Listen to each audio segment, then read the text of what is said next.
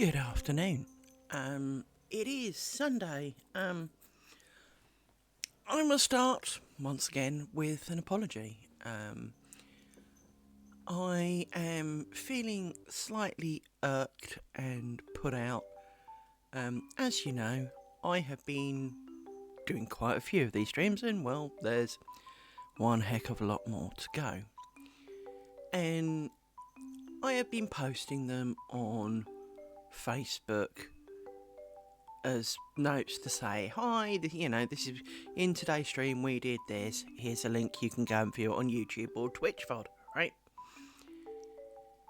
And when I completed square number 1 on Thursday, I did post to a couple of groups, not my actual, not the same message, but to say, hey, I finally completed square number 1, this is how it looks. It's got some mistakes in it, but if you'd like to join me tomorrow on my stream, then feel free. That was Thursday. Last night, a woman, let's just leave it as that, a woman from one of the groups, bear in mind it's beginners group. Now, please remember, I've only been doing this a couple of months. I am no expert, I am no marvel, right?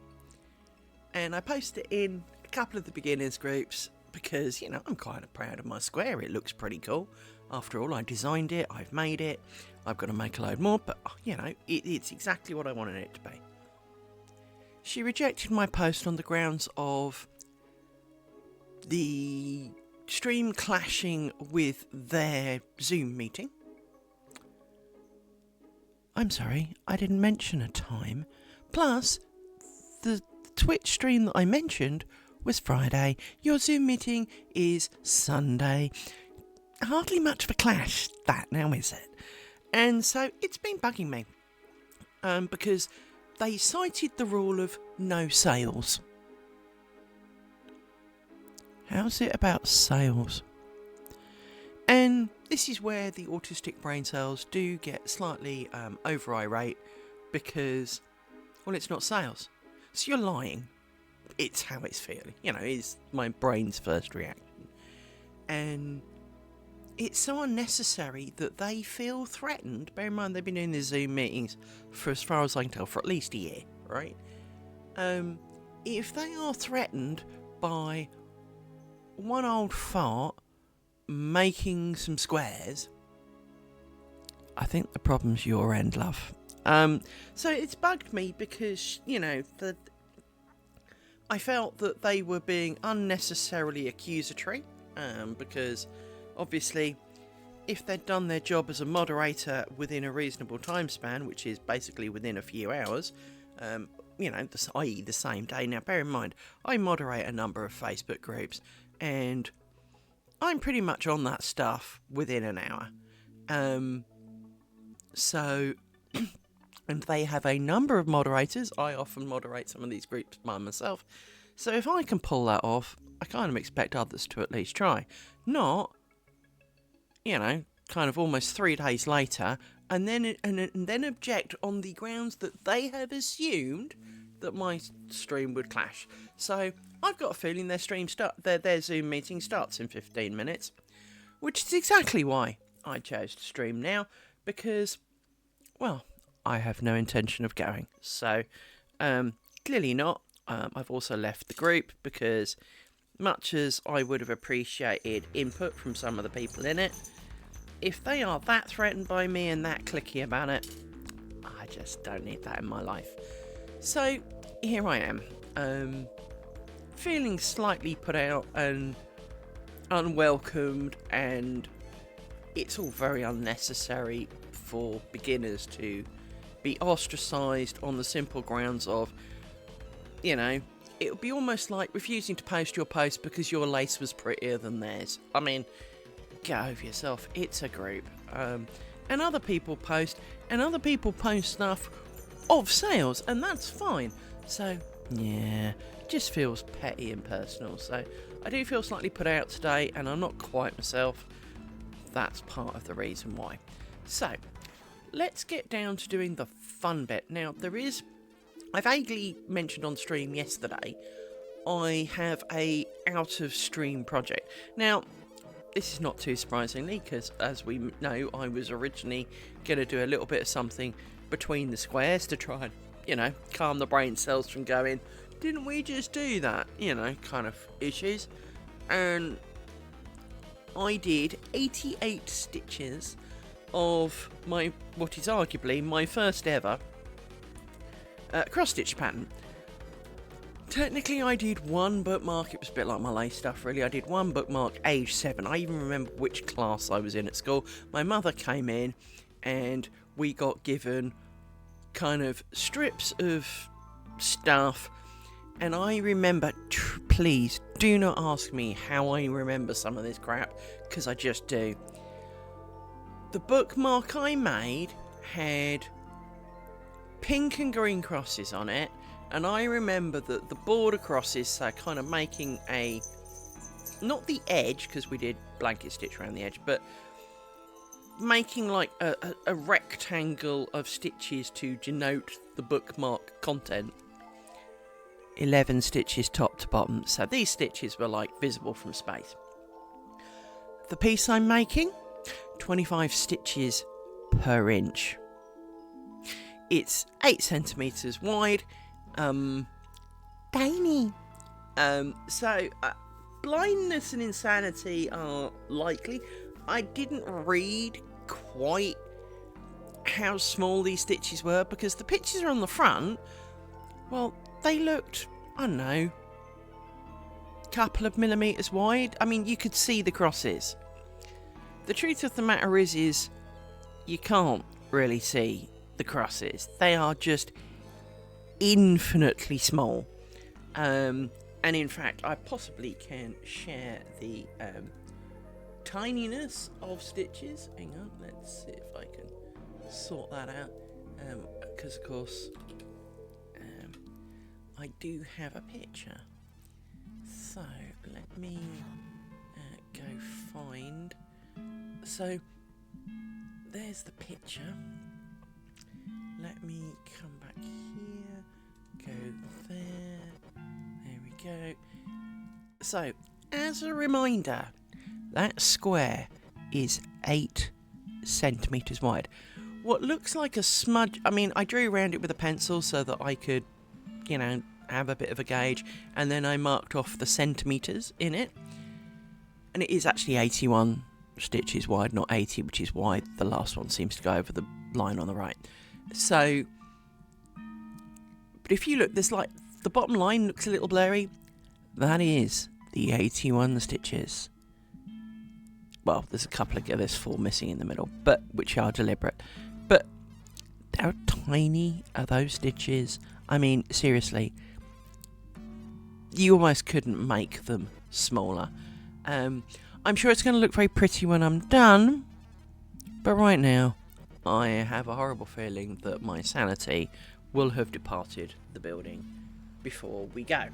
Never mind So, I think it's time for the main point of the show. So, let's grab my sticks out the way, my tools, and boil back down to where we were. So, let's move this over slightly. There you go. I did marginally zoom out just a tiny bit so that you can see a little bit more, hopefully. Now, we are about to do some rose ground, so we can pile you up just a little bit more to keep you out of the way. You are a spare pair because you didn't fit in any of the holes. I probably could wedge them in one of them, to be honest. You're hooked on a pin, but you are the ones I need, so let's free you. And I need you. You're also hooked on pins. So, let's have a look.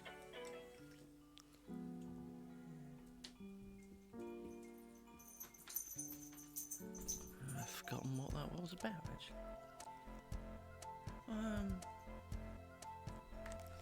That's right. Someone's posted. Hey, you know, it's your order will be all sorted tomorrow. I can't even remember what I ordered. I buy so much online that it's actually hard to kind of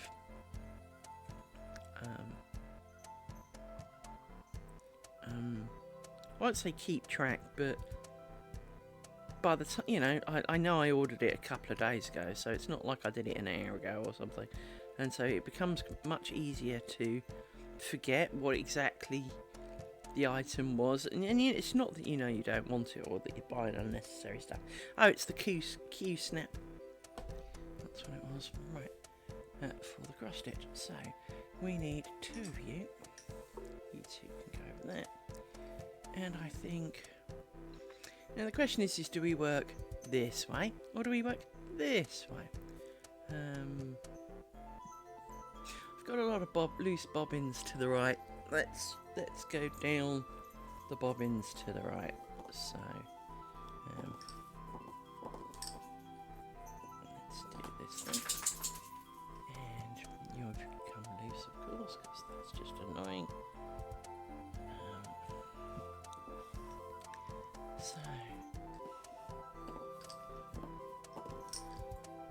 you might be wondering why I do when I make these. When I start this stitch, I kind of do something a bit funny. That's right, and now I'm sure I put things down in the wrong place, so I'm actually going to undo it, and I can cover what I meant.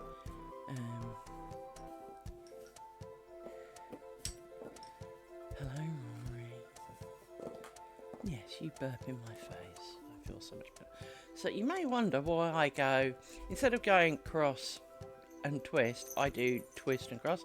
Well, you're supposed to start with them twisted, so now they're twisted, now I do the cloth stitch bit. So I just do it all in one piece because, well, why not?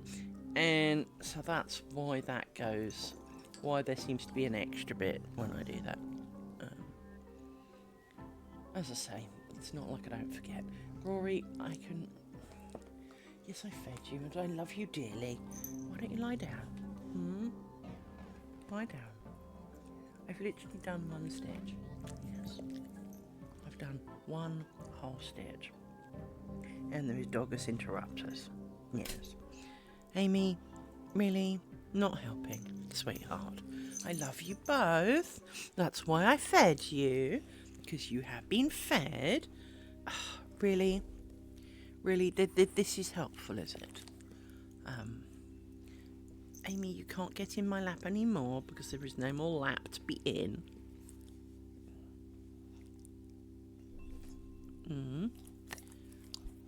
Rory, you can't get in anymore either because there's only half of me each. Yes. Yes. And I do love you, but I was trying... And look, even Rory loves you, Amy. Yes. Can we be done now? I gave you hugs. I did give you hugs. You are not deprived. You are not. You are not deprived, little puppies. Your world is not ending. You've had food. You've got drink. Rory, you're too big for that. You really are. Stop licking her damn ears, please. Come on, enough. Come on. Off you go. You settle down and find a good spot. Right. Actually do something before we get the doggers again. So yes, today is Sunday. Tomorrow is work.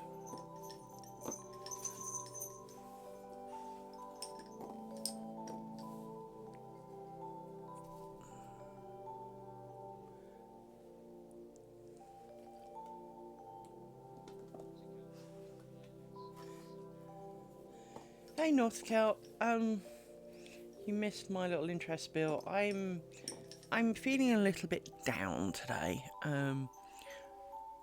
I shall explain again. When I finished my square on Thursday, I posted it to a Facebook group for beginners, because, well, I very much am a beginner. And I posted it with, you know, kind of along the lines of, hello everybody, finished my first square, you know, gonna start the next one tomorrow. If you'd like to join me on stream, please do. No link to stream, no mention of time, no nothing. And a lady in one of the groups last night, I need to point out, refused to publish the post because it was on hold waiting admin, which is fine. A little bit late because obviously the stream was Friday, so, you know, if it had been time sensitive, it was a little bit late. And for all the groups that I run, I would be unhappy if any of the mods of the group had waited that long. But, whatever. And she rejected it on the grounds of it clashes with their Sunday stream. No, the stream I mentioned was Friday. And that and I broke the rules of sales. I'm sorry, there was no sales. So my little autistic brain cells are kind of vibrating rapidly and getting quite upset about it all, on the grounds of, well, technically you're lying. I did not break your rules. I have never broken the rules on a Facebook group, so now I feel my reputation is tarnished. I mean, I know that technically it doesn't really count for crap, but, you know, having had 100% success rate for almost since Facebook began, you've lied to tarnish my... It's almost like getting a HR meeting for something you didn't do. And so I'm feeling somewhat put out and not myself. But I also started a cross-stitch pattern last night. Now, last time I did cross-stitch, I was 7 at school. And, well, the crosses were frankly big enough to be visible from space.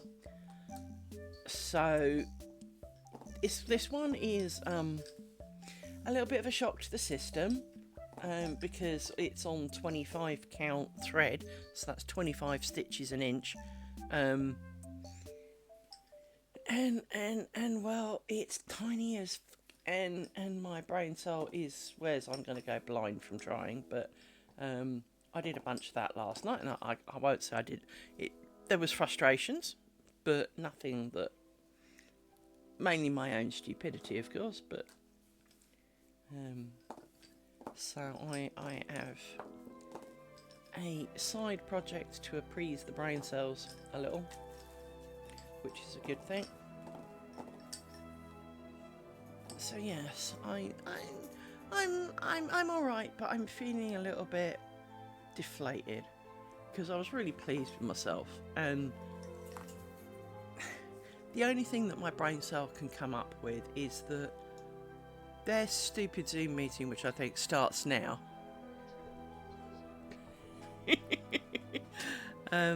my brain cell is, thank you Rory, that helped a lot.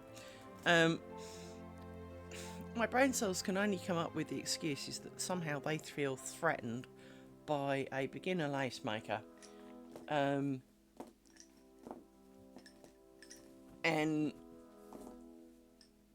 you know, they've been running their Zoom thing for quite a while. Oh, seriously, Rory, you just got up here. It's like deja freaking vu. Come on. He literally got up, and within the same sentence, got off, walked all the way around to come back up again. Darling, what is... claws, no. What is wrong with you? Yes, I know your claws just got stuck in my jumper, but you won't let me cut them. Little man. Go on. Enough! Okay? Enough. Off. I said enough. Is that clear?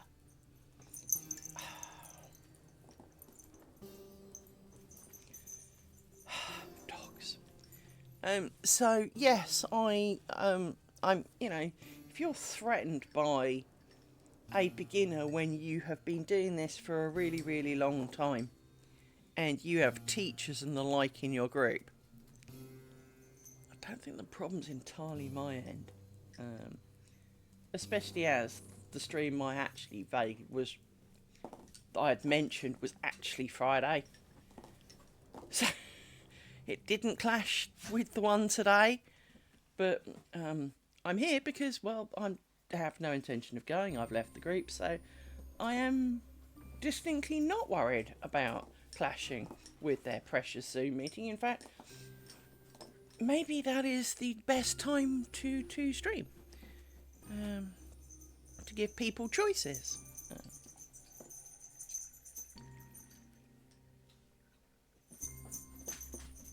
So yes, I do feel somewhat aggrieved by it all. And I realise that, you know, probably it's a bit of an overreaction. Oh, but they didn't mean it like that.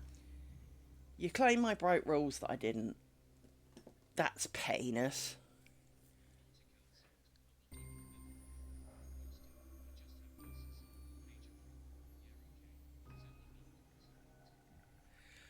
Well, it just seems sad for me that, you know, a beginner group is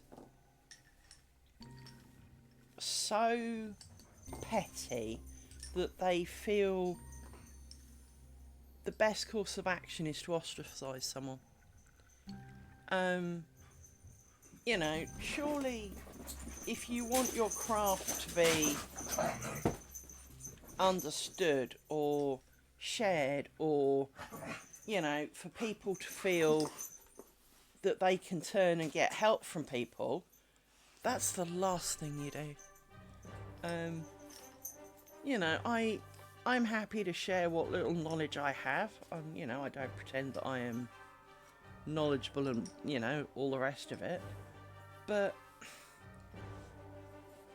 to be so petty that you can't accept that, you know, someone else is doing something that may bring the craft a little bit more interest, because that's all it really is. And as I've said quite a few times, the main reason I'm here is to document it for myself. I could just record it and stick it somewhere, but obviously it's easier for me if it's on a website somewhere, so that should something happen to my computer, it doesn't get lost, sort of thing. But that's not right. Yes, it is. It just feels wrong. It's, you know, it's not. I'm not doing it because I want to threaten their way of life or any of the sort. You know, it's just got to me. And feeling that, you know, if they feel that threatened, well, what are you going to do if one of the beginners posts a really beautiful piece of lace, despite the fact that they've only been doing it a couple of weeks? Are you going to block that because it's nicer than yours? I mean, is that how fragile that you feel about life? Considering the lady who runs it, I'm pretty sure has been doing it for like 20 years.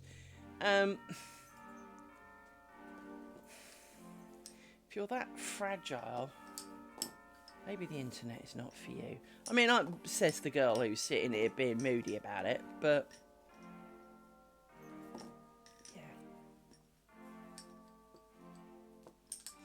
I think I'm more moody for the fact that they lied as to me breaking the rule than that they actually rejected my post.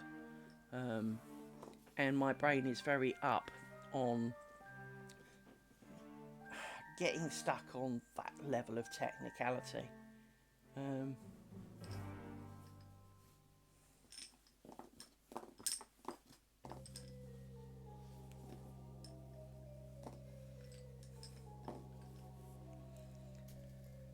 Yes, never mind.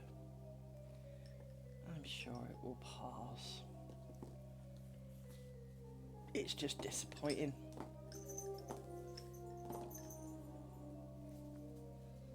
I mean, it's not like I've got a great speaking voice or, you know, I know everything and can be everything to everybody, and none of that. I know that my voice is kind of like a grating cheese board, so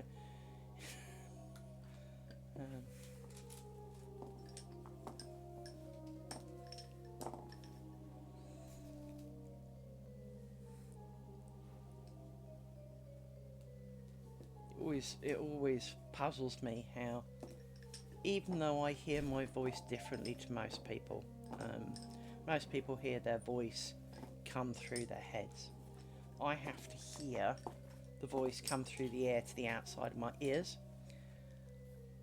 So I more accurately hear what I sound like than most people do. Because they normally hear the internal resonance rather than the actual resonance. So from that point of view, my own voice shouldn't be a shock when recorded. I sound like a strangled cat.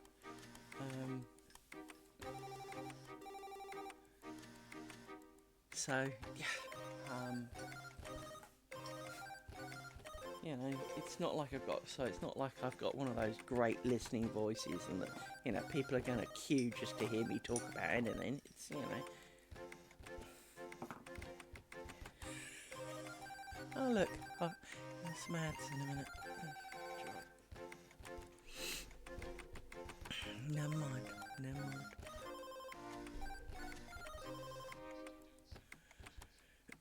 No, I sound like a really bad London accent with, you know, almost like who should be phoning the suicide hotline. I mean, the more excited and the happier I am, the more it sounds like I need to make that call.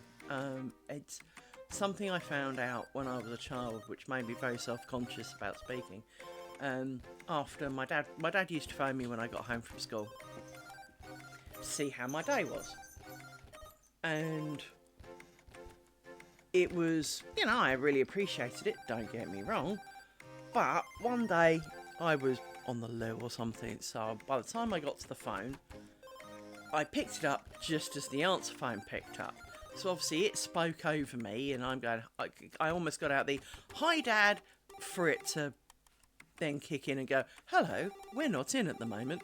And, you know, so it recorded the entire conversation. And due to the way our answer phone worked, you had to listen to the whole call before you could delete it. So I had to listen back. Now, I'd had a great day at school. I was really excited. I had things to tell him, and so I did. And I promise you, I played that back while still in a happy mood, and I really honestly have to say it sounded like I was going to leap off a bridge somewhere. And I was gutted because I knew I was happy. So how can people judge my mood if even myself, when I listen to it, the happier I am, the worse I sound. And so I also know that quite often when I'm upset, my voice breaks, my voice cracks, and I sound terrible. It's kind of how you tell. My voice is cracked, I'm really upset. If I sound like I'm going to leap off a bridge, I'm probably happy. This is not the voice to envy, you know? It's just not. So, I don't know, it was,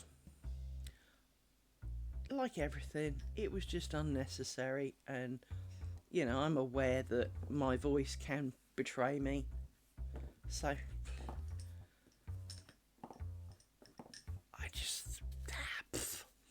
there are worse accents than Welsh, though. There are distinctly worse accents than Welsh. If I drive through Birmingham, I can sound Brummy. Even if I don't listen to the radio, I can just drive through it. It's like there's something in the air, and I come out sounding Brummy. It's hard to sound intelligent and Brummy at the same time. and I feel for our Midlands friends, because that's clearly something they have to face on a long-term basis. I Liverpool, it's not necessarily the best accent in the world. I mean, is there really a good?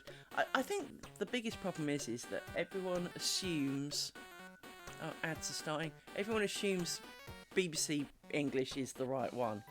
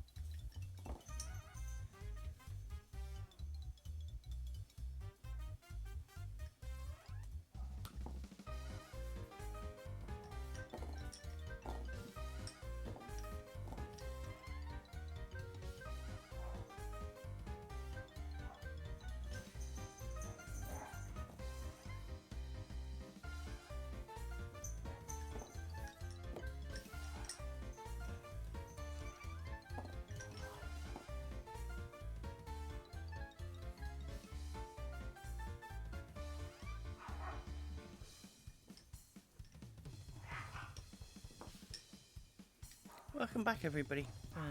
For those who got adverts.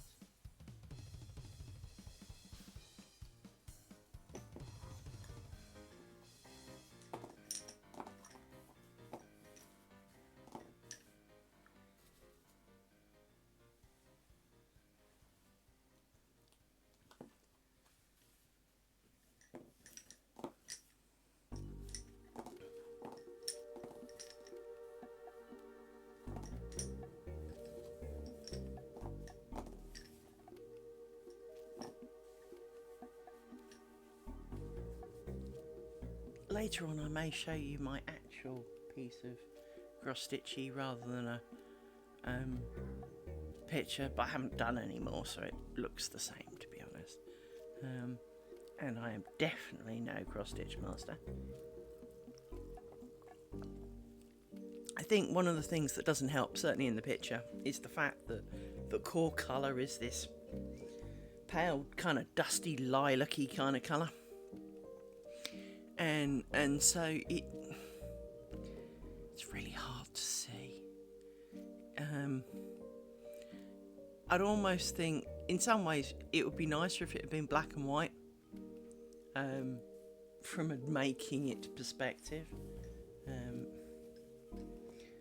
I may skimp out on the back, because on the back there is, well, the bottom of it, there is supposed to be this fancy little swirly thing. But it's the bottom. And so, as a whole, it's kind of not really seen. So, I may skip that bit. There's also a really confusing part in the instructions. So, obviously, you follow the little pretty patterny thing, and you make all the crosses, and you add some beads to it. Fine, get that. But then it talks of this running stitch. What running stitch? Nowhere, anywhere else, does it mention the running stitch, except for the instructions. And it's kind of like, there's no symbol for it, there's no... All the markings seem to be cross stitch or back stitch, which is what I assumed. And so where are the B, you know, where is this running stitch supposed to be? So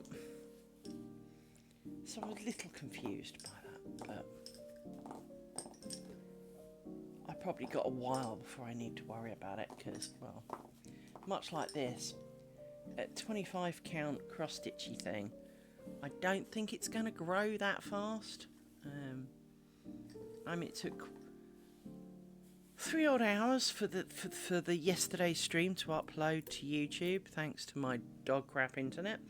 And I think it took me that long to either organise or sew, or both, the cross stitch thing. So obviously I had to mark out the little squares because, well, I didn't have to, but I wanted to mark out the squares so that I could have a visualisation of where they were, where I was in the square, and to help with the counting. Because obviously well, when I got it, it was plain cloth, and, you know, again, as a beginner, it would be nicer if it had been marked into kind of centimetre squares, as some of the cloth is. And rather than leave some of them blank, I'd almost rather I'd been given one extra colour, say white, to fill in the gaps. That way it could cover all the markings on inside the cloth, kind of thing. I mean, I've done it in pencil, so it'll wash out, but it's that kind of, you know, as my first piece, it's a bit daunting having a blank piece of canvas, and the instructions actually say, find the centre of the cloth, you know, use the charts to, you know, locate the centre of the pattern, and go for it. Well, let me get it actually, hang on, let me unpack it from behind here. Here is my thing. Let me pull it out. No, it's not food, dog. Let me show you this. So, if I do that, ignore the actual pin and stuff. That was the piece of cloth that I got. It is unmarked. I drew out both squares that are required to make this piece of work. Look how much waste there is. So if I'd done, I mean, it's paid for, yeah, whatever. But look at it. If I wanted to, I could make another one and probably a bookmark out of this one piece of cloth.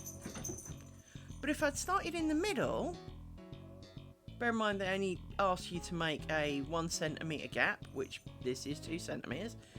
So,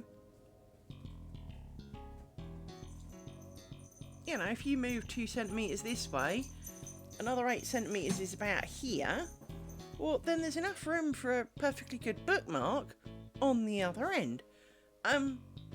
What a waste. Now, don't get me wrong, it means I could buy some embroidery threads and make a different variation of colour to the one that comes with, which is predominantly purple. Which isn't a bad thing, don't get me wrong, got no problem with that. Otherwise I wouldn't have bought it. But it is that kind of principle that you sit there going, what a waste. If I'd started in the middle, what a waste.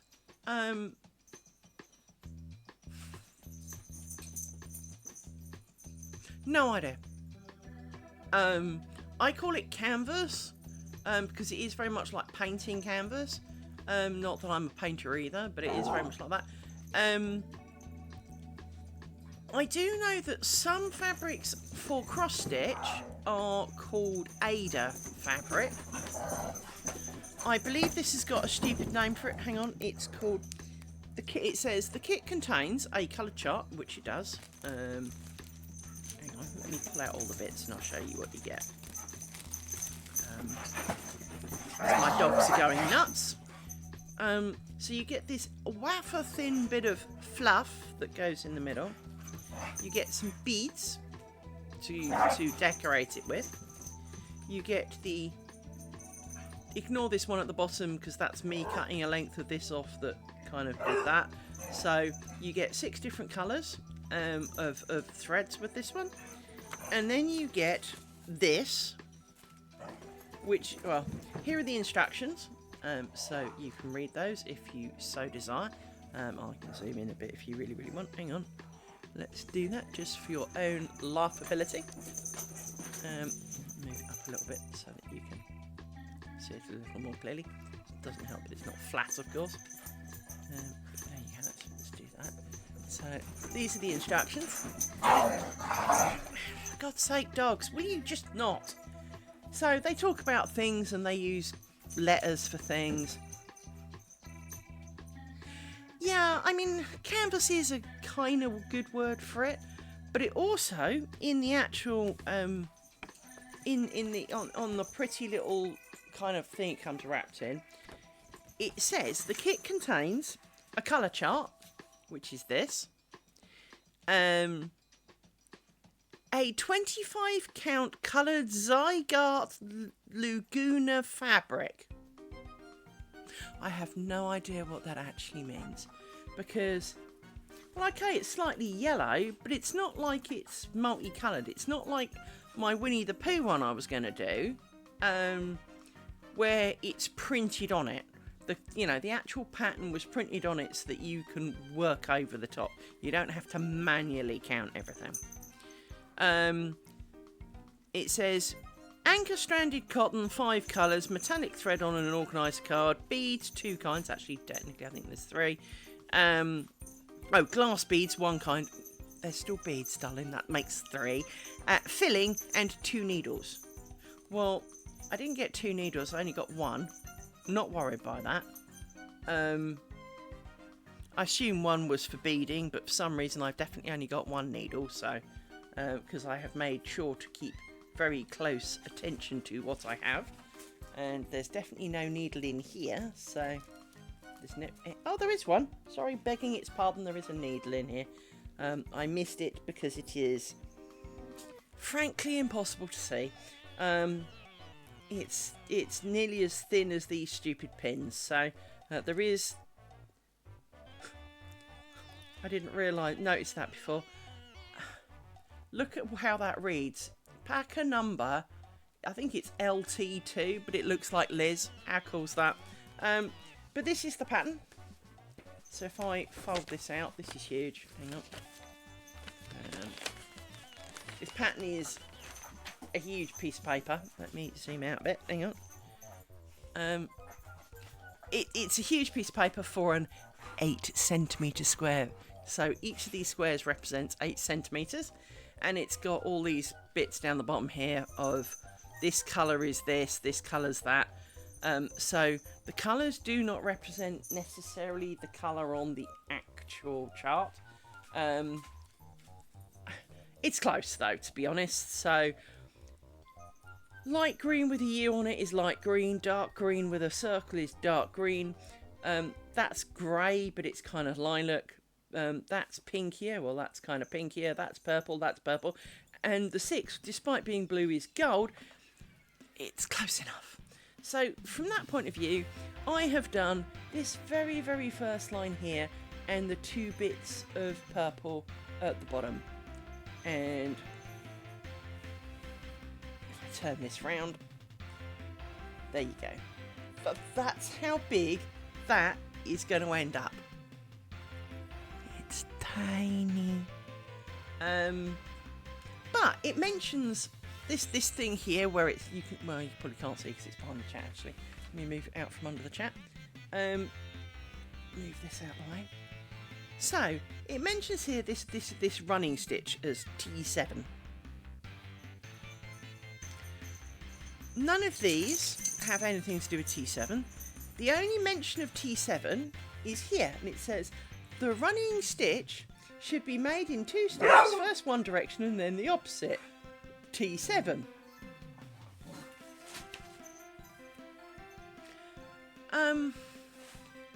It is an even weave, so you have each of these little squares here are 1 centimetre. So from that point of view, it is an even weave, and it doesn't have to be done on this particular fabric. You could arguably use hand weave and not have such tiny stitches. But I'm confused as to what I'm supposed to be doing this running stitch on. Because, well, there's nothing that mentions the running stitch. So, literally it says, first it's advisable to find the centre, work from there. Colour charts 1 and 2. Do not exactly... The colour chart T1 does not correspond to the thread. Same with the beads for C2. The work is made by performing those. You know, 1 strand here says 1 strand. 3 strands is 3 strands. Circles like this means it's the plastic ones, and the grey one is the glass bead. Detached. They call this a Moulin Lee. I have no idea that was the name for it. Detached threads from the Moulin Lee constituted by 6 threads. Basically, metallic thread consists of 3 fine threads, but you use all 3 together, so kind of irrelevant telling us that then. The work will look good if all upper stitches are inclined in the same direction, i.e. you don't just randomly do crosses, you make sure they all line up. Try not to do any knots. The running stitch should be made in 2 steps, first one direction and then the other. What running stitch? Iron on the reverse side of the finished design. What, with beads on it? What, you're going to put a hot iron over plastic beads? Is that really a good plan? I'll then sew on the beads, although it's kind of already mentioned sewing of beads, but never mind, whatever. So sew the beads on afterwards. Make the seam with the back stitch along the perimeter, so this pink line round the edge, make a back stitch. Then cut it all out, keeping the seam allowances. Funny, because you just had us iron the seam allowances. Okay, bit confused here. Fold the embroidery, sew along, so the reverse side is on the inside. Sew it from the outside. Basically, shove the fluff in the middle. Fasten with the glass beads that you put in the middle. So where's the running stitch? Where exactly am I supposed to be doing that? This is the fancy bit I may not be doing. I will see when I get there. Because it's at the bottom. It's going to be sitting on it. There's a lot of waste of time. I mean, it's pretty. If you look at the little picture of the thing, this is the bottom. So this is the view you normally have. So you get the flower and the kind of leavesy bit. But you have this goldy bit at the bottom. But it's at the bottom. It's kind of wasted. So hence may not do that bit. I'll do the glass bead in the middle because that does hold it together and all the rest of it. But not feeling the desperate need to do the fancy bit. If it was on top of this bit, yes, you'd do it because it's visible. But there's a reason why glaziers don't really glaze the bottom of pots and spend a lot of time and effort on it, because it's underneath. You don't see that bit. So this is my side project of well, it was supposed to be relaxation and joy. More accurately, I feel confusion and blindness. But to be honest, it's not that bad. It's not that bad. When I started, I was originally going to make like this little square, but it felt easier to keep going in one direction, mainly because I'm not doing the do all of the one directions and come back doing the other. I think if I was doing that, it would be easier to do the square. But when I tried briefly, I ended up unpicking it because it didn't sit as a cross. It almost pulled funny. Yeah, how you tell when it's that small, don't ask, right? But it just didn't feel right. So I did these infinitely tiny little crosses. And I'm sure one of them's wrong, but bite me. Not that it's in the wrong place, that I think I missed doing one of the directions, but it's so flipping small I can't really tell. So it's but as I say, technically this is the first one I've done since the bookmark of Mega Crosses as a 7-year-old child. So if I completely muller it up, I would not be surprised. I'd be a bit disappointed because the kit was 15 quid, but it is a suitable different thing to appease the brain cells. Whereas if I show you Winnie the Pooh, the Winnie the Pooh one, you can see it's a lot bigger, right? But I know Winnie the Pooh's pink. Again, it's not colour representative, but it's got like the colours and the squares and everything on it. So all you really do is you look up and you go, right, I'm going to do this pink bit. Actually, that's Piglet, I think. Yeah, it's Piglet. So it is pink. But you find the pink bit and you go off and you get the pink one and you colour in all the pink bit. You don't have to count it. You don't. It's got the squares marked out so that you can check that you're doing the right bit against. Because there is actually no pattern with this one, I don't think. Or have I already forgotten? No, there is a pattern. My bad. I haven't looked at it for a few days. So with this one, there is a pattern. And it kind of goes over 2 sheets of paper, so it's on the other side as well. And it tells you how to do the stitches. Look, it says, here's how to do you start off going 1, 2, 3, 4, 5, 6, and then you come back going the other way. And here's how to hide your knot. And then the chart for it is here, so it's on the actual thing, so you can't lose it, which is always a bonus. And then here are all the threads that you get to make it with, and you know, there's quite a few, but obviously it's a lot bigger. As you can tell, it is considerably bigger. She says, kind of scrolling down for you. It is 57 centimeters long, but you get this big kind of doody of string, and they all mate and jangle and twist. But you have, you know, this for my money is a lot easier to work with, I think, and was originally going to be my plan, but I thought, oh, well, the little Biscornu thing is so small, it won't take long, she said, having not read that it was 25 count stuff. This, she says, looking, does it say what this is? 11. I think it is. I think it's 11. Hang on.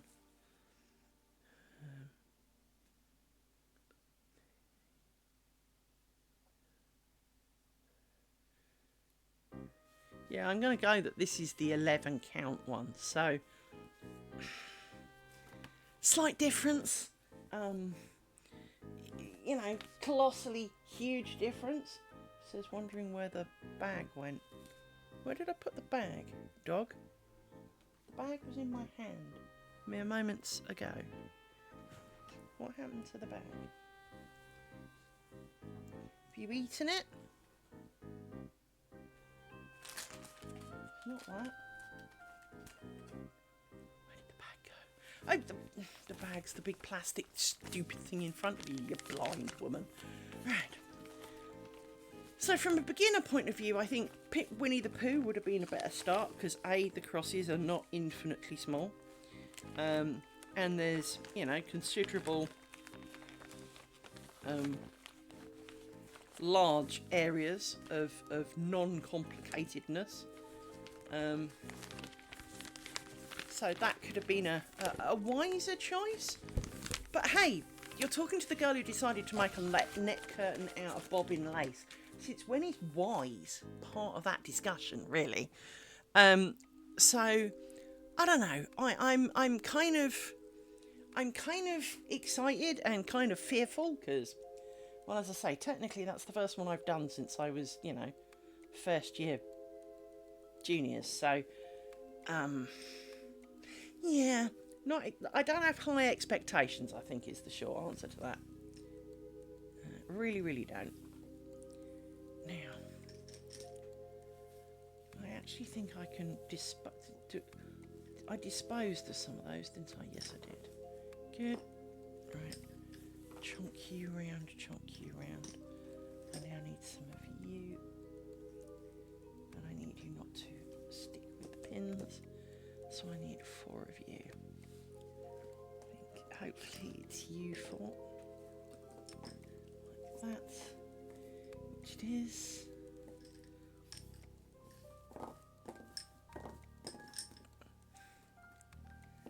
So yes, I am somewhat daunted by my choices, but at the same time, I think it'll look really nice when I'm done. It's just that in the Amazon photo, the crosses looked bigger, and to be honest, even looking at the picture on the front of here, you know, the front of this, I can see the crosses. Well, I can't on the wretched thing in my hand. And that picture's almost true to scale. Yeah. It's tiny. Tiny, tiny, tiny. It's either that or I've completely misread it, but it says, so I did.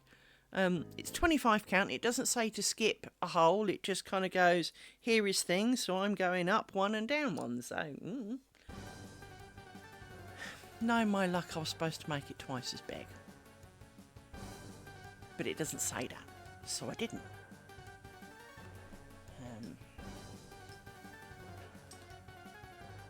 It's probably one of these secret things that all people know, except me.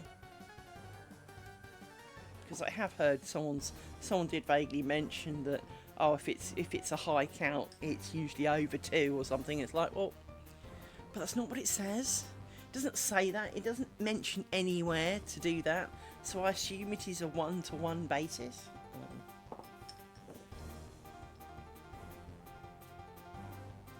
I noticed that there may be some secretly lurking cross stitchers in the group, so they'll probably tell me, oh yeah, didn't you know that? Yeah, no I didn't.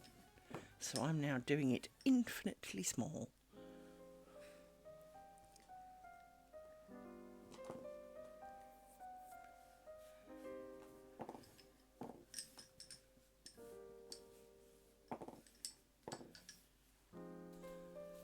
But then that's what happens when you let autistic and very logical people do follow the instructions. It doesn't say to do anything special, so I didn't. It shows a picture of going up and over only one piece of weft or warp, so that's what I did. If it had wanted me to double space it, it should have mentioned that. It would make much more sense for the size of the cloth if that was the case. I'm not going to disagree with that.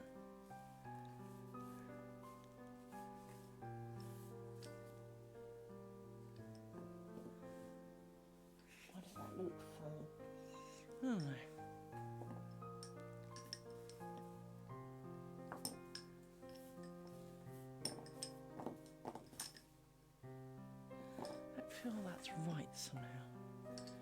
Feels wrong. No, just my imagination.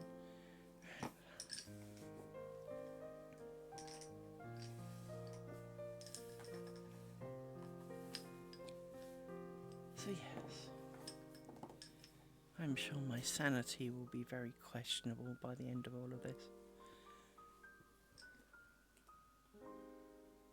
But then if it wasn't a challenge, it wouldn't be fun when you finish, would it?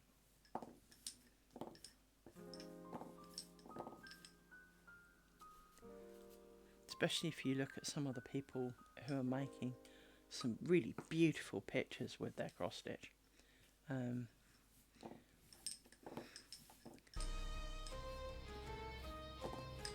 You know, and we're not talking little either. It's huge.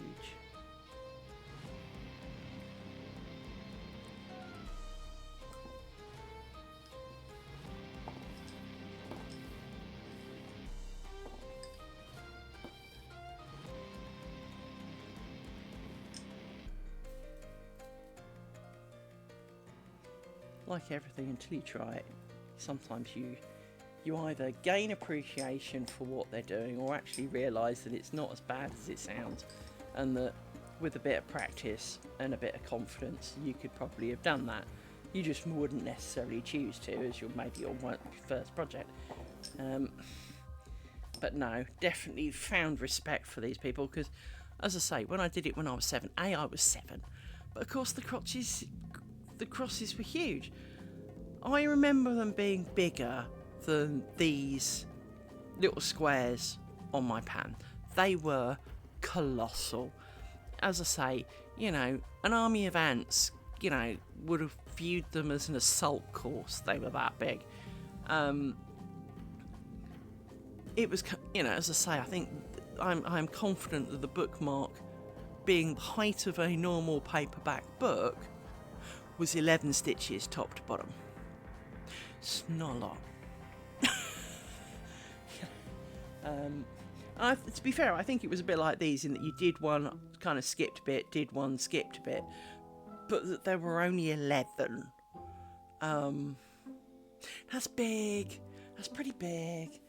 I don't remember using embroidery floss either. I seem to recall using more of what my dad used to use for tapestry, which is more of a wool thread. Almost like lace, knitting, yarn sized stuff. Well, you were dealing with kids, and so you didn't want too small and fiddly. I remember using a needle the size of a planet that was you know, if you'd tried to stab someone with it, you'd have failed. Sorry, I've got an itch. I possess the most glorious device in the history of the world. It's a metal back scratcher, and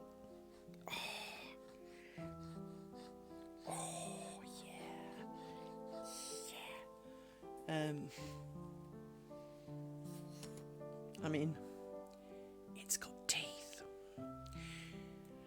It is glorious. It is a glorious thing. Highly recommended. Those who already know me will not be surprised to hear. You can buy them on Amazon. They're not very expensive. And it's better than doing the try and scratching on a door frame or wriggling on a carpet like a dog, because you just scratch. It's a great thing. And it's got a telescopic handle, so you can, if you know, no matter where it is, you can get to it. It is glorious. Doesn't handle bra straps very well, but what would?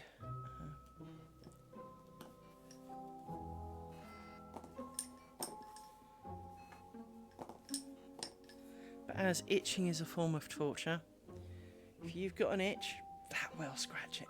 And it, despite being metal, because of the very rounded ends to it, it's not like you gouge yourself while scratching. Although I do look a little bit like I played Pat Cake with Freddy Krueger earlier, because a dog and not the dog that you would expect, wanted to come up and have a hug. So she put her paws on my knees, fine. Put my paws kind of on my boobs, annoying but fine. And then kind of went for the jugular. And literally I've got 4 kind of all the way down my neck. It didn't bleed, although that was more luck than judgment. She was digging for gold, bless her. No. She's now snoring next to me, so clearly she's forgotten.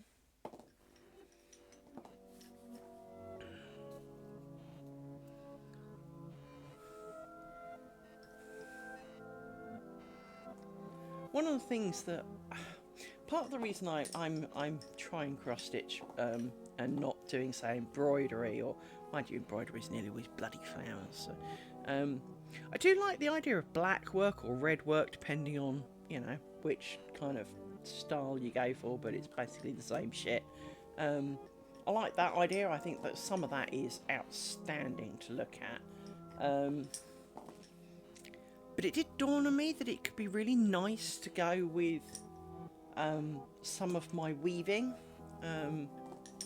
as a decoration or something. Do something along those lines.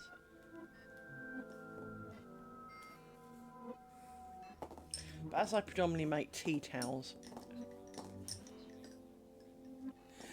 let me find your picture. Hang on.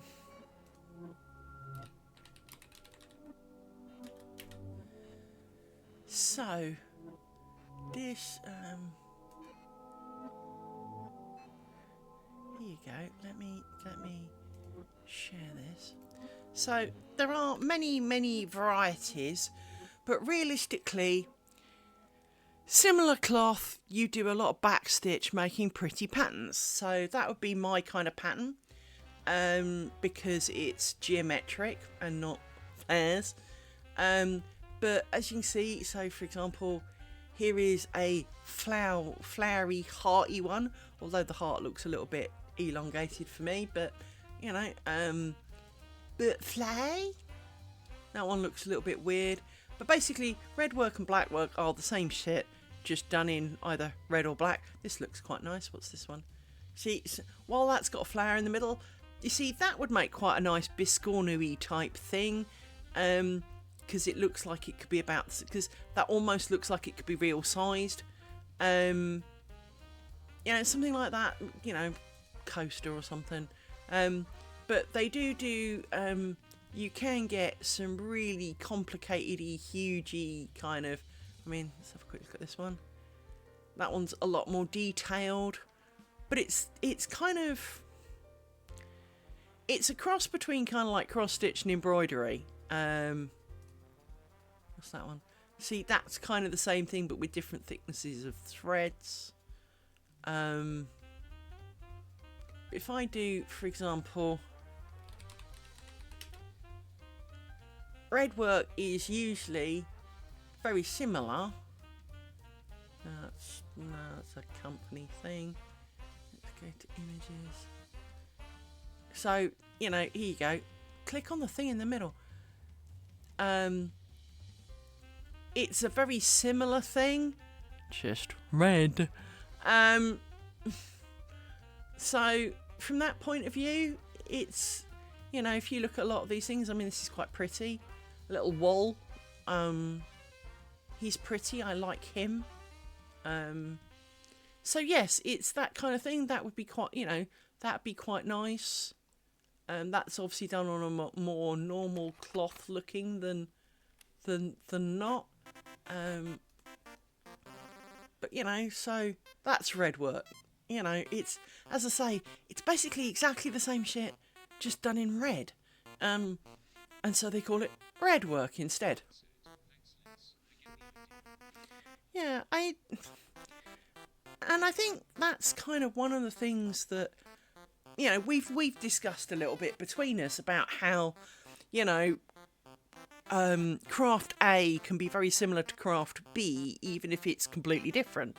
So your rope twisting, I still kind of don't want to call it macrame because we all think of the shitty plant pots, but from that point of view, there are similarities between what you do and what I do.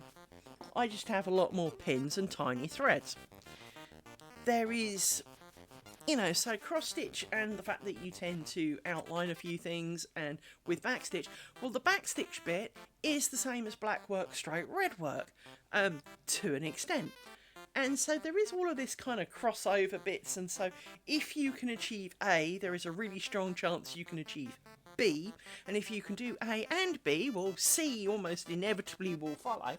And I think that's a great thing about doing all the more crafts you do. It's like languages.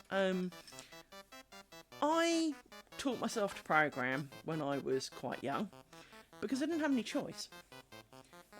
Being poor, as we discussed yesterday, while my parents saved and bought me a computer, my first computer anyway, that was the only one they bought, I had to pay for all the rest, which when you have no income is really quite difficult. I had to learn to teach myself to program because there was no way they were going to let me buy games. I didn't have the money. So the only way I was going to get to play games is the one thing my parents would do was my parents would buy the monthly computer magazine that came out, and because I had an Amstrad CPC, there was the CPC magazine. So they would buy that for me because it was like £1 once a month or something. They felt that was reasonable because it had information, but it also had games for you to type in.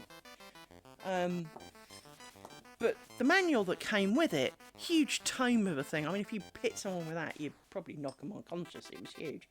But almost page 1, welcome to your computer. It comes up in blue and yellow and says ready with a little flashy dot, right? And it says, type the following: 10, print, my name is 20, gunner 10, right? We all did that one at some point, right? That's not, that is right. And as a result then, I learnt from it exceptionally rudimentary programming. It explained that there was a for loop, a go to, a go. Well, there wasn't really what was the go subs? No, I don't think there were go subs back then. Those kind of things that off it went. You only had 128k of memory for the whole thing, and obviously the operating system took some of that. So don't be too surprised then when you didn't actually get 128k. But because I didn't have the money to buy any games, the only games I was going to have were either ones I typed in or ones I wrote myself. And my parents were quite happy for that. I used to hang out around the local computer shop and gawp at all the games I couldn't have. And it became quite apparent to them anyway that I was not stupid. And they kind of let me hang out, and I won't say they gave me things, but they did kind of give me a few things along the way. I remember getting a copy when Windows was a thing, first came out. I kind of remember when Microsoft finally released C++, they gave me a copy. Now, back then, that was a lot of money. Admittedly, it was a hooky copy, so let's not pretend it was an original. It's not like they gave me the box, but they did give me a copy. And I learnt C++ because, well, now I could. And so I did do that, and I really enjoyed my time there. They were great people. I always wonder what happened to these people, but they were great people. But I learned over the years many computer languages, and the one thing I will tell you is A bit like when we try and learn a foreign language. You don't learn a foreign language like a baby does. You know, here's an apple waved in your face. Apple! You know, you don't learn a foreign language that way. You learn, this is a word, this is its use in a sentence, and it is translated into your current language. So obviously if you're learning French or whatever, you know, je m'appelle Liz. Your name is, you know, my name is Liz. And you kind of go, okay. And then it's kind of like, you know, j'habite à Ruislip. Well, because I was at school in Ruislip. Okay, so that's a thing. Okay, j'habite à Ruislip. Je suis, I don't know what 52 is, I'd have to think about it. Oh, okay, I'm so many years. Okay, fine. And you learn by, this is the English version of this French equivalent. This is what this French word means in English. Whereas, of course, when you learnt language the first time round, you didn't have that starting point.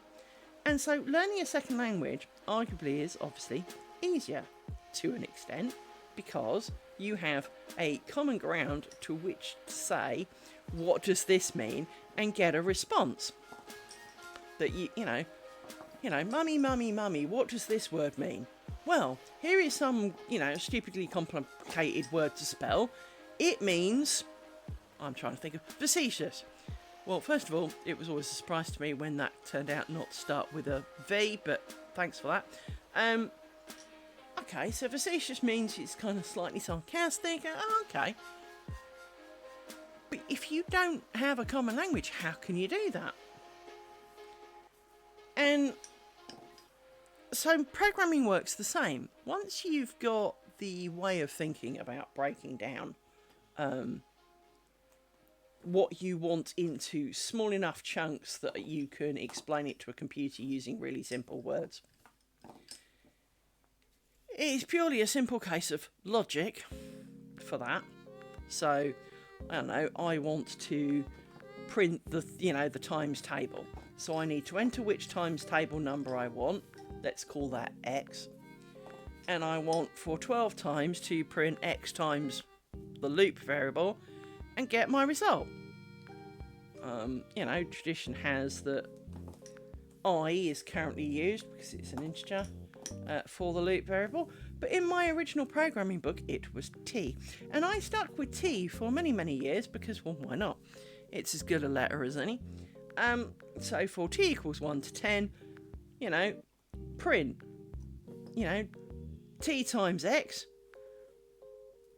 and out would come, you know, I don't know, 2, 4, 6, 8, right? It's, and almost irrelevant of which language you use, it's a question of, some use, I mean, for example, Pascal, if you want to set a variable, you use becomes equals, and that gives you, and you use a colon equals sign. For most other languages, you just use equals. But then when you're testing it, in Pascal you can do equals, and in everything else you have to do double equals, so they kind of win on that side, really. It is minor syntactical differences. And so once you've learned one, because you've already known how to break down into a computerizable manner the problem you're facing, it's more a question of which syntax and what it is, and occasionally you get them mixed up. Because, for example, pumping a message box up. We've all seen the message box, like, are you sure? Right? In a lot of languages, you did like title, message, you know, icon, title, message, and then the buttons that you had at the end. In Visual Basic, it was slightly around the other way. And obviously this causes some issues. Because, well, it means that depending on what you're doing, that doesn't feel right. That feels very wrong. Let's undo you a second. It feels wrong. Feels like I missed something. But you do. You sit there kind of going. So when you compare something, it's hard to compare it because, well, it's you know, it's identical, but in this language, something's in a different order. So that can get confusing. So you end up Googling it. And it's not that you don't know, it's because you fear getting it wrong. No,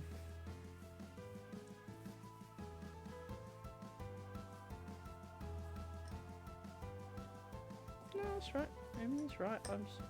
It's... problem with these rose crowns is when you start them, they are kind of messy and they don't quite sit right.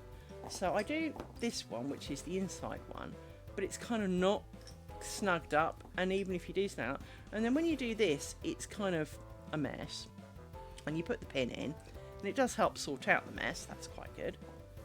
But when you come to looking at these four, you've got a twisted pair and what looks like a non-twisted pair, and it looks wrong.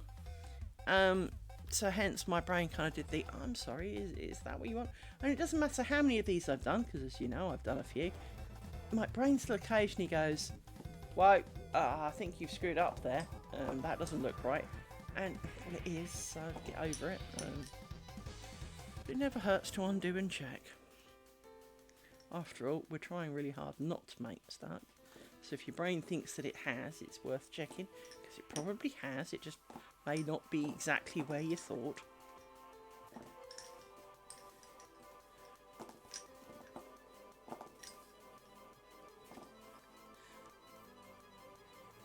So yes, I quite like the idea of doing a black work one, which in a way is kind of what the goldy bit on the back or whatever colour it is. So if you think of this, this is not dissimilar to black work, in a way. It's a very similar concept. So, I don't know, but I've got plenty of cloth. I could make a second one, assuming that when it comes out, it's not the size of a postage stamp. We shall see. We shall see. Got a horrible feeling it is going to be the size of a postage stamp.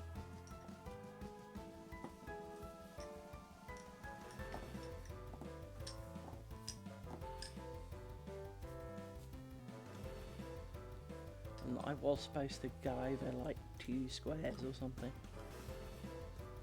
2 stitches for one, but it doesn't say that.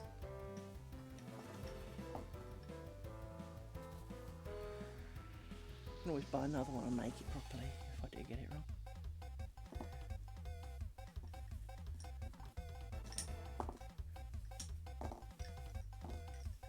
Rather knots though.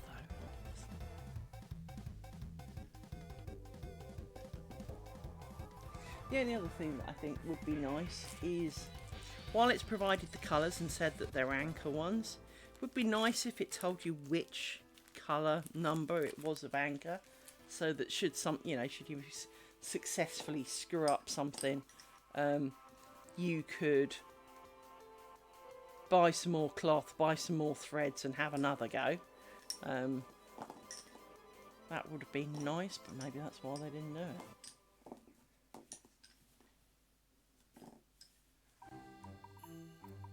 Because then they couldn't flog you another 15 quid sort of thing.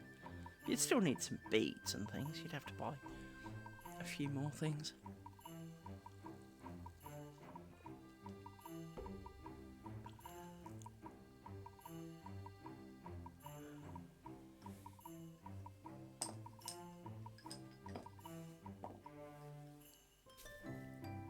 So how's everyone this happy Sunday?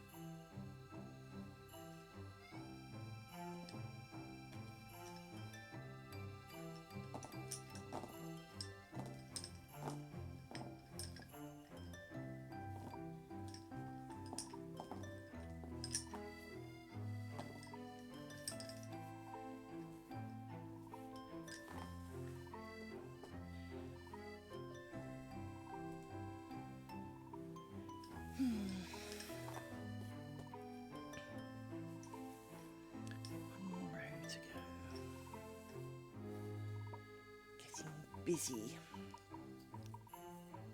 See, definitely the only downside is it does get very busy on the old cushion.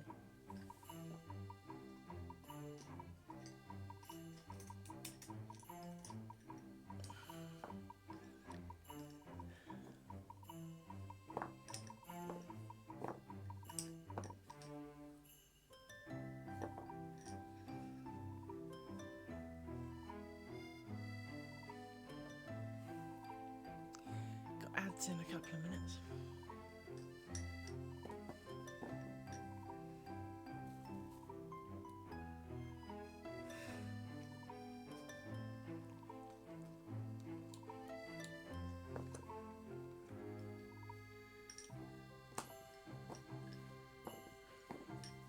I spotted that they've brought out a new Alien movie. So obviously they did Prometheus and then Alien Covenant. Very loosely based around as a kind of a prequel for Alien. Now they brought out another one, Alien Romulus or something. And it's supposed to be, you know, a continuation of the Prometheus kind of prequel stuff. Yeah, I'm gonna watch it when I can, well, as long as when I can for free, obviously. Don't want to pay for it. I don't think it's going to be that good. But they have brought out yet another one, so something to watch in the future.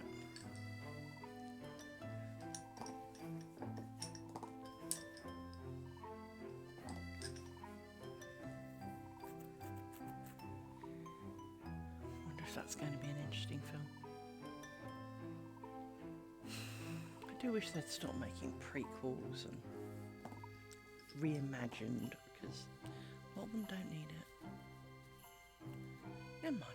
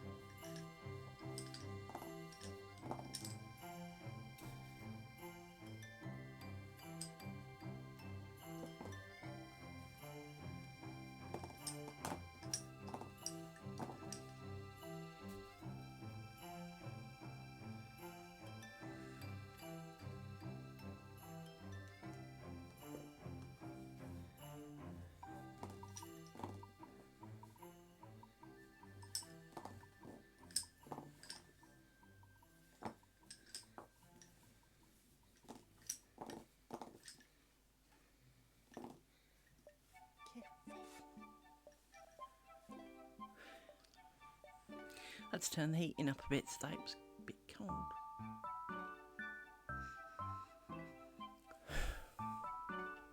That's probably why I'm a bit more thirsty today.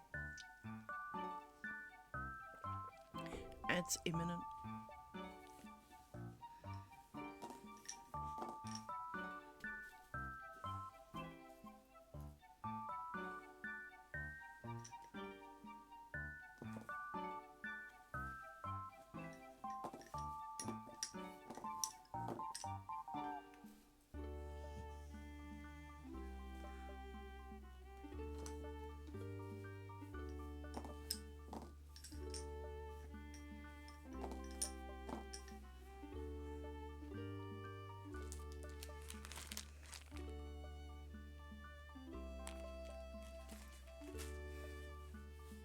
So I was just looking at the picture of the Biscornu thing, and it definitely shows over 1, so not over 2.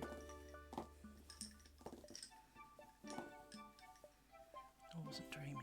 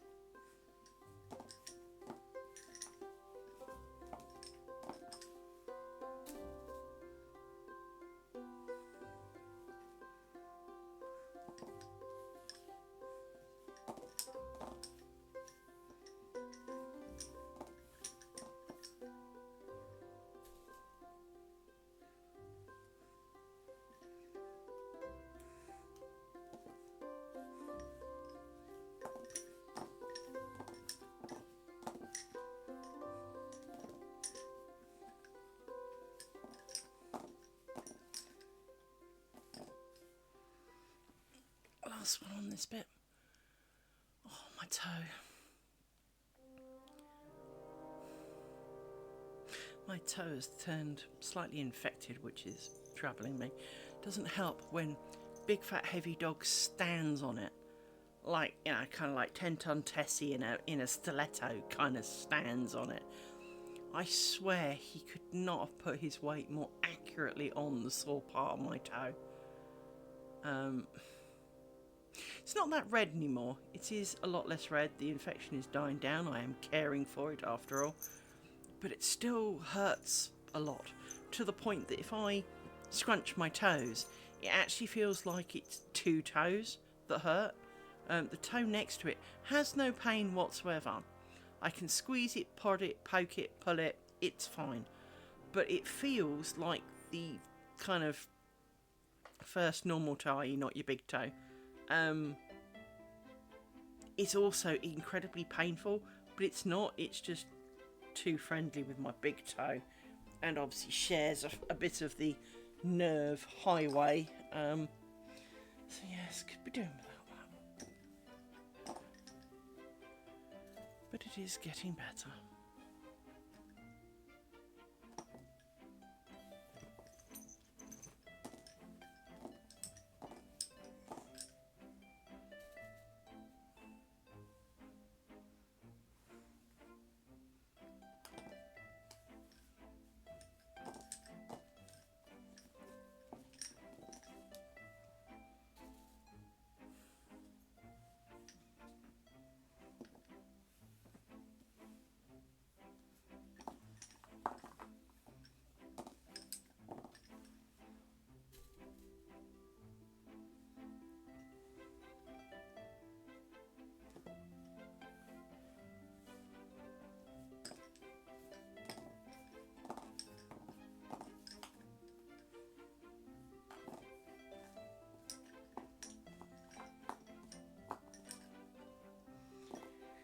Right, rose ground section completed.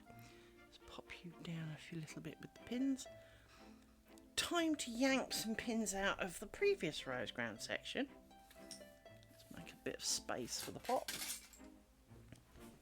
to discover how much we did wrong back there. And she suddenly remembers she's not convinced she actually pushed down all of the pins to go along the edges. So let's check that we do that. All along the edge. I can see that.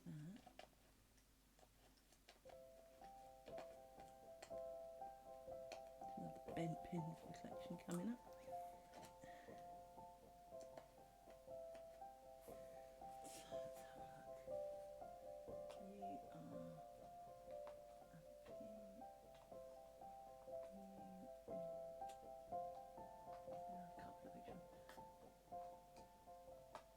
That one, perhaps. Right, let's remove these and see how it looks. Because there were the extra pins. I got the extra pins. I've got a couple of even more extra pins on the inside, which can come out. We'll sort that in a minute. Once we can see for looking, which is easier said than done. There we go, pull you out there.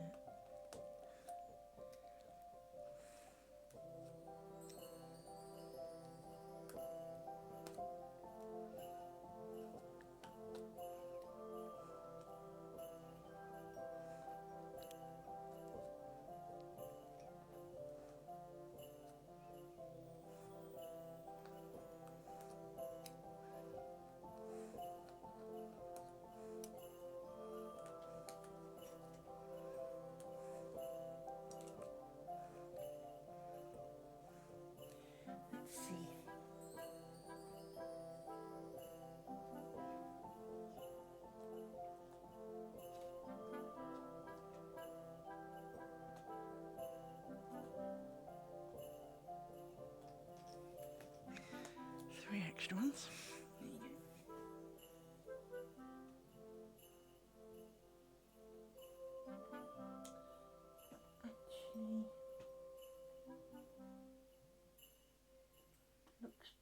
pretty okay, actually. You may recall we added extra pins to help keep the squares pointier this time round. She says pushing them down a little bit more with the right. And if you look very carefully, she says, zooming in, you can see that these squares here now definitely have points, whereas before they were flat. So kind of happy with that, actually. Let me blow it up on my screen so I can see what you see, potentially a little better. But you see, they are squarer now. Definitely squarer, whereas before they were flat.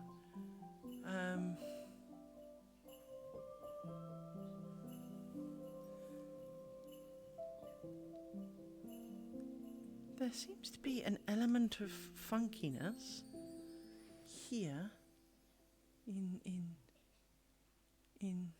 I think it's just how it's turned out. But that's looking pretty cool.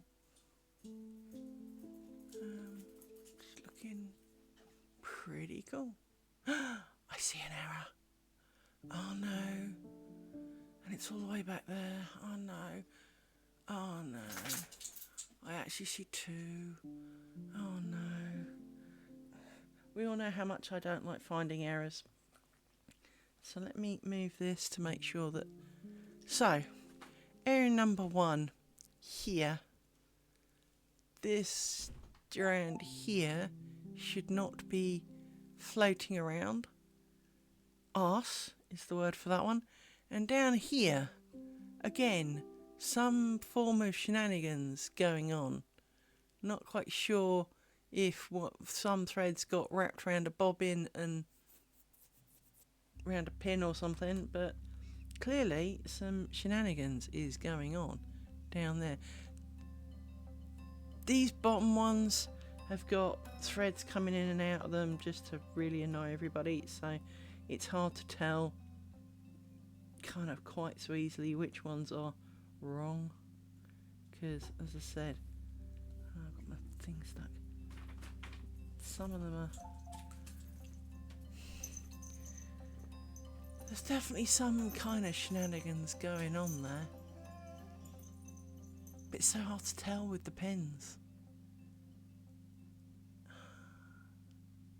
But we're doing pretty well if this is the first lot of errors that I've actually found to look at.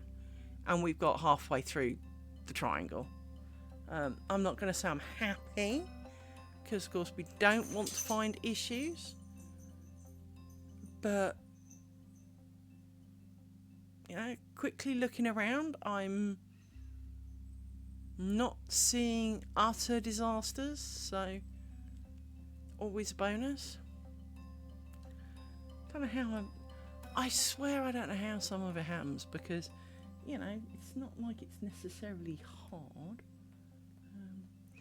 Have a quick look, because you are indeed caught round a pin, which was what I thought. So you will look better when that pin is not in part of it. You're going to be able to let me lift you up. I'll lift some of you up as well. Try and... Can I persuade? Actually, it'd be easier. Push you all down. Push you down like this. And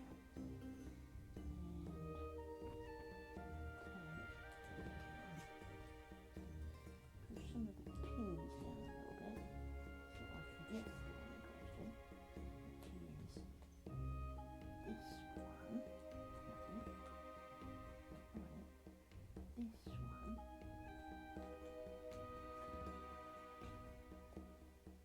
Can you not get in the way, please?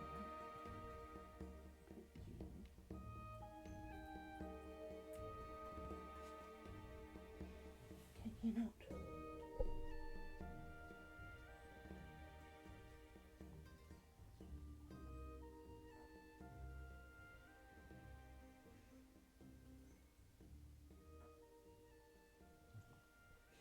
Now I'm really confused because now I can't find a hole without a pin.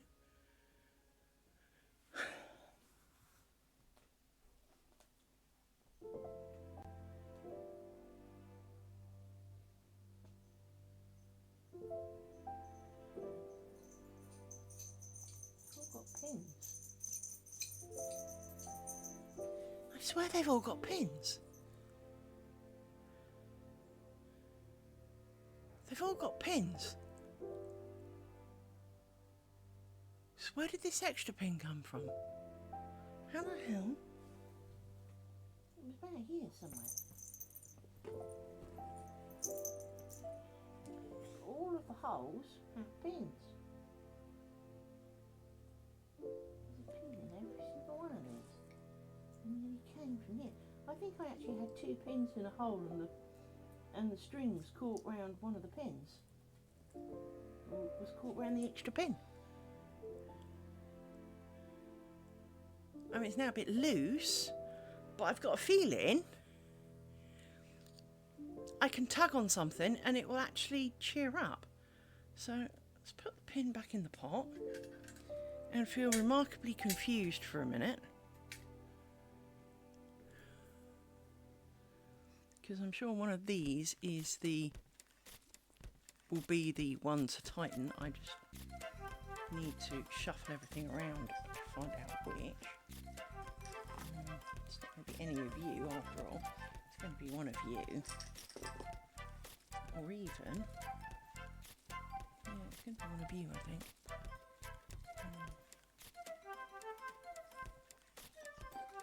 Let's pin back some of these for a minute, so that we don't get into even more of a pickle. This is definitely the problem with this stuff, is that the pins that you want to kind of, you have to have in the work, are also the pins that get in the way of your work. 1, 2, 3, 4, 5. So let's pin you back.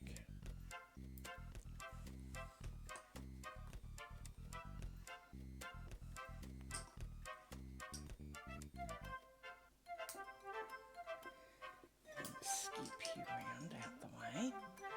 1, 2, 3, 4, 5. Oh dear, dear me, groany dog. Let's put you out the way and secure you a bit.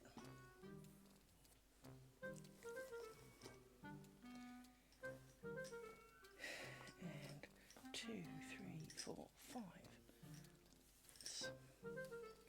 Let's stick you up as well.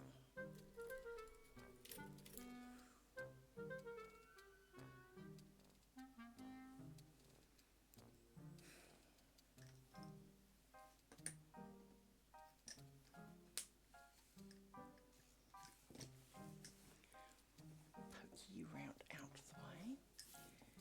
Now you can come down, come off those pins. It's going to be one of these.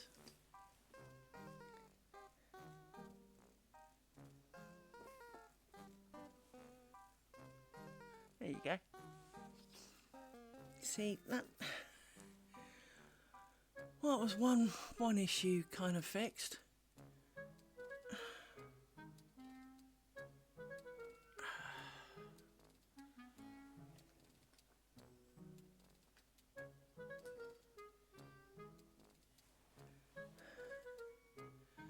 Seems a little bit weird though. Still can't see where that pin came from. Everywhere has a pin. I had an extra pin. But that looks like it's missing one, but I know it's not. No, it is missing one.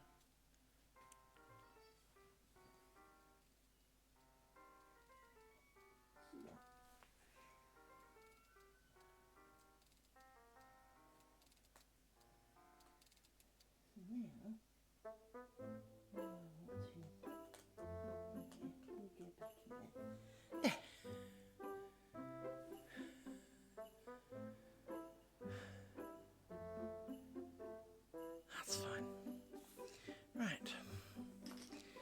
So, what do we want to do next?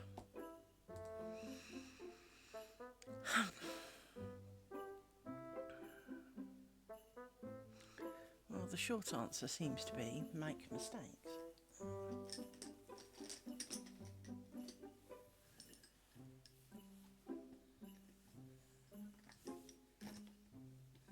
I know there isn't really room for you two, but you two can go in there just for good measure. Because at least then you're not loose.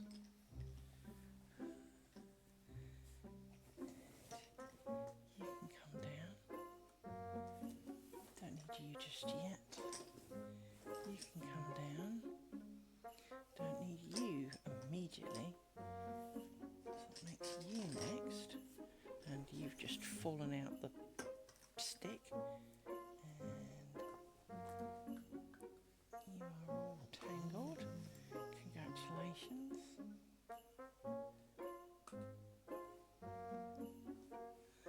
This is the problem when they tangle up, is that when you unpin them, you run the risks of pulling them out of their pins. You are needed over here, because you go over here. You are also around the other pin. So I need some of you.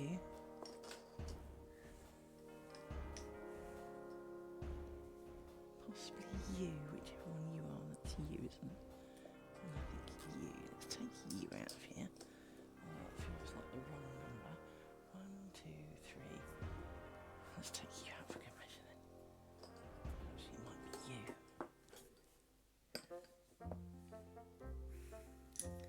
So, we've got...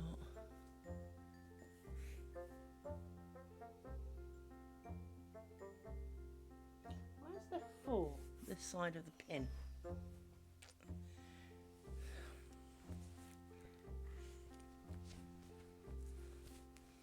How is this pin in between with 4?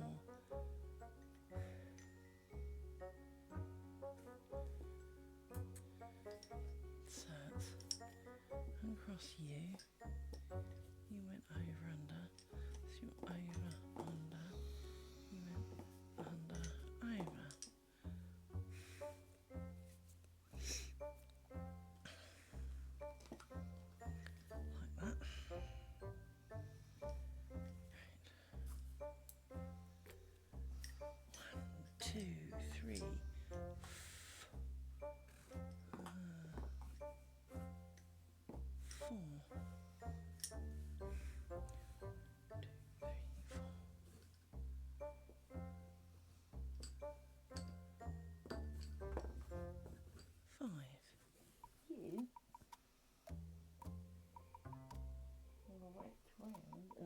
Come from all the way back here.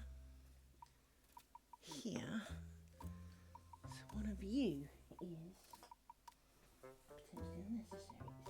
So, see. You are also required. Let's work this out.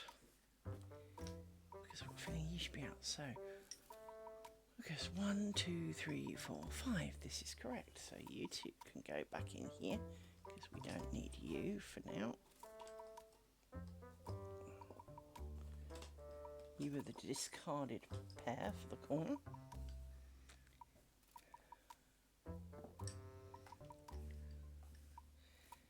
You're a bit long, so I'll make you a bit shorter. And of course, you've immediately come off the knobbly bit in the top. Thank you.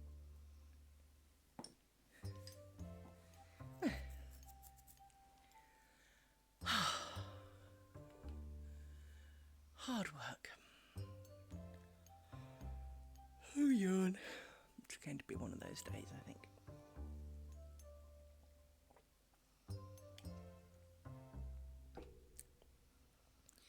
So, right. Stop mating with the pins.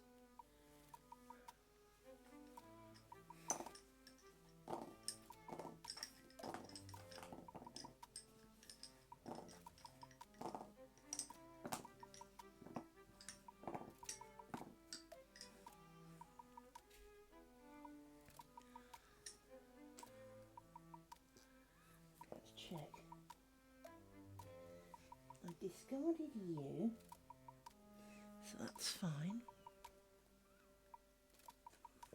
Because we're not going through this again. 1, 2, 3, 4, 5. I'm sure we're supposed to have 3 and pick 4 up.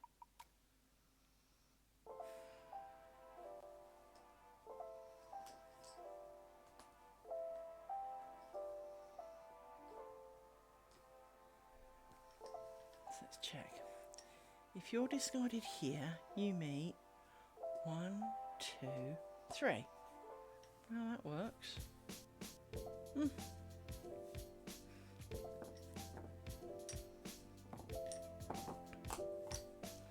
You also can go, because we won't be needing you again. This is 1, 2, 3, 4.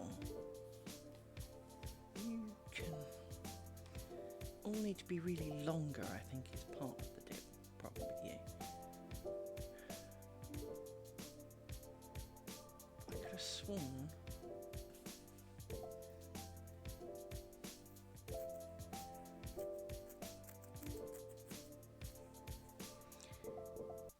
I could have sworn we're supposed to only have 3 here and pick up the 4th, which would give us 5.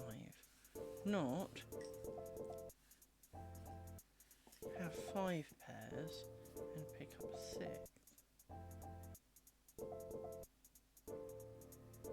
And it matters. Where's diagram? Diagram. This is why you should never think.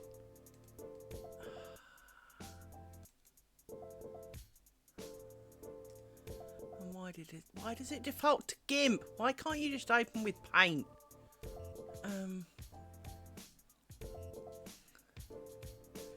So there were 6 at that point.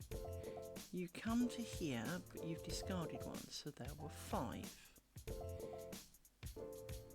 You come back to here, and there were 5. Okay, no, 5 is right. 5 is right, according to my picture of sins. So clearly I am losing my marbles quicker than I thought.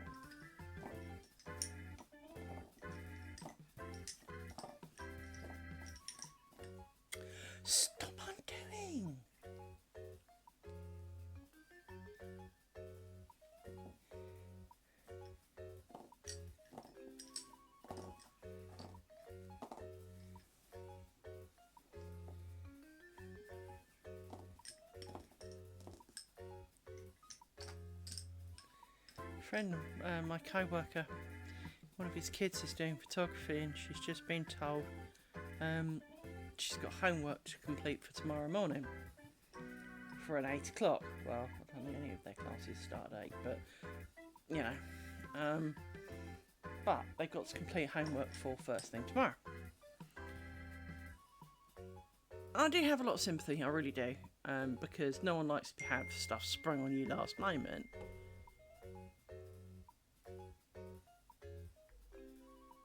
But apparently sending it at 3:30 on a Sunday for tomorrow morning is, well, it's no different to having an afternoon class and being expected to do it for tomorrow morning like we had at school.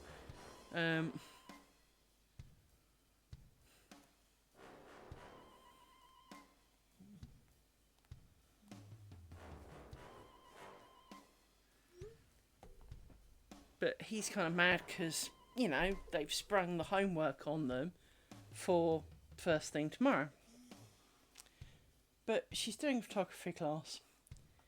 Is it unreasonable then that the teacher has expected they have taken some photographs over the half-term week off, and to ask them to bring in one of them that brings them some form of happiness and explain why it makes you happy? So it could be a picture of a puppy you saw, or it could be, you know, a sunrise, whatever it is, right? It doesn't, you know, there's nothing more specific than find a photo you took last week that brings you happiness and be able to explain it.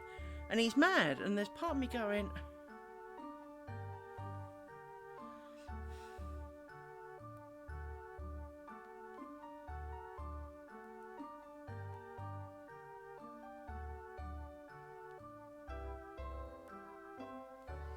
so I disagree. I don't feel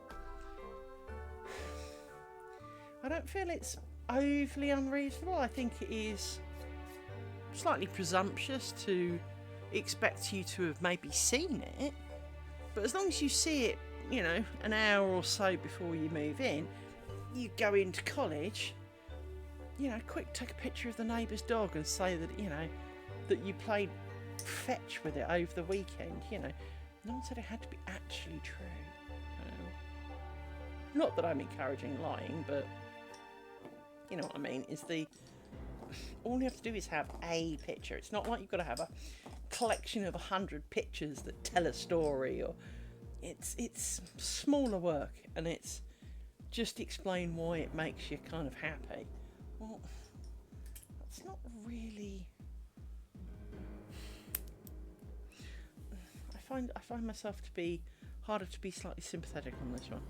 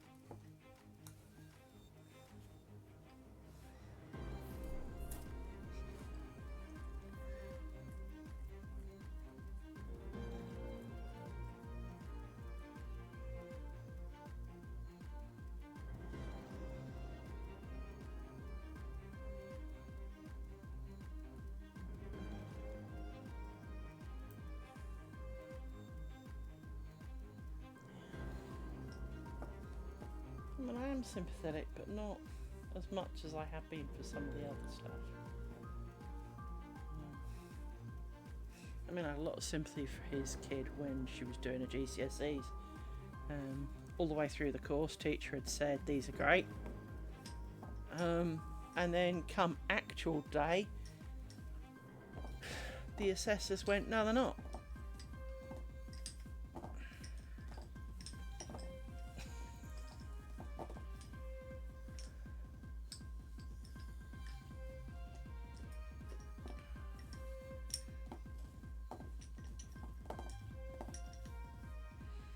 So, you know, I can have some sympathy for that. Teacher's been telling you you've been doing great all year, and turns out they were kind of being overly kind or whatever. And so, yeah, I have very much sympathy for that. But no, this one doesn't seem. This would not be my hill to die on.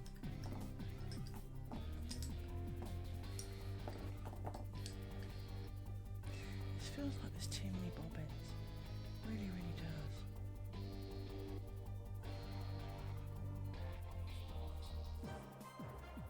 Especially as in a minute we kind of need to add two. That'll give us too many. It just... We had that kind of rogue pair at the start, and I'm thinking that's where it went wrong. I can't see.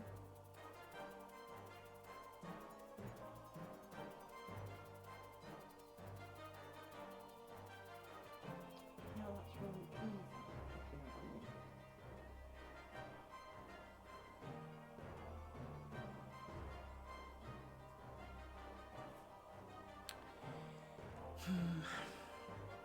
This definitely feels wrong. I'm sure there's one too many pairs of bobbins. But there almost can't be.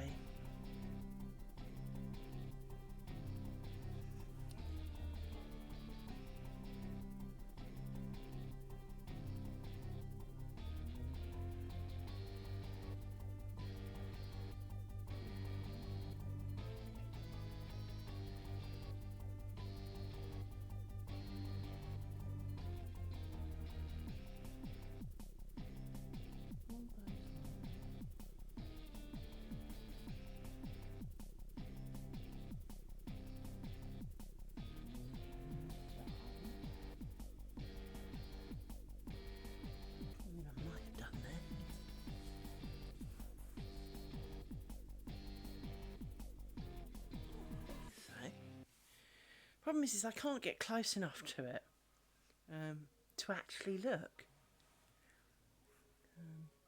because it's in the middle of a pillow.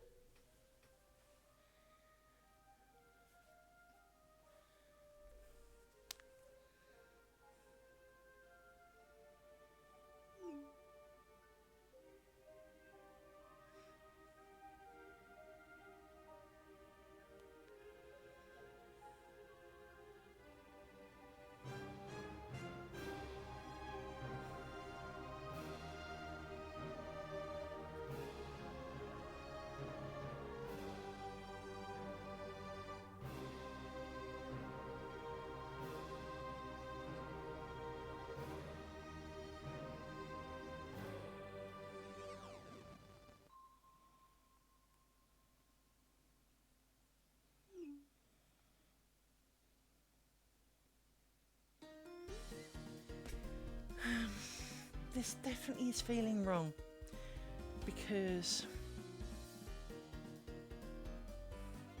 we have 6 pairs of bobbins at this point. We are about to lose one. When we get down to there, we don't dispose of one and then we gain one. We would have too many bobbins. Something is definitely not right. But the question is, what? Hang on a sec. Let me be right back and see if I can pull it close enough and look at the right angle.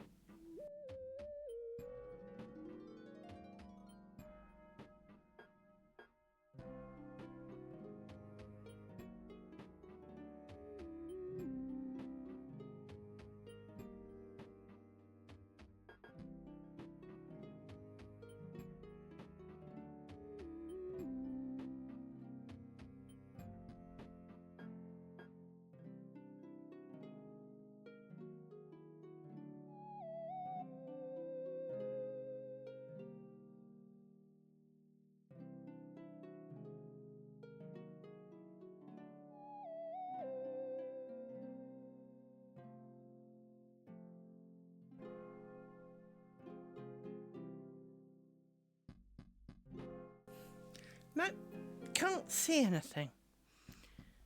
Everything that goes in and everything that comes out matches up with pinholes.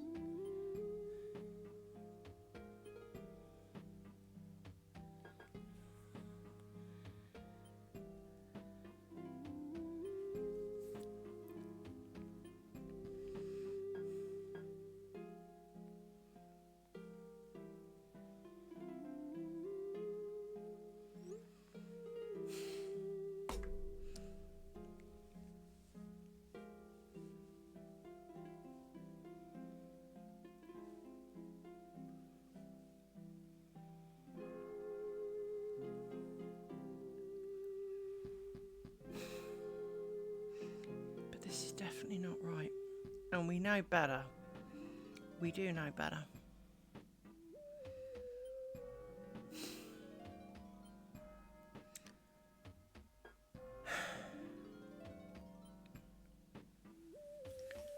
Let's get you round here. Right.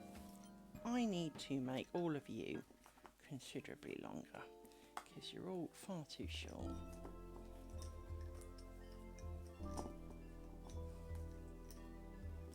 You've come off, so it doesn't matter.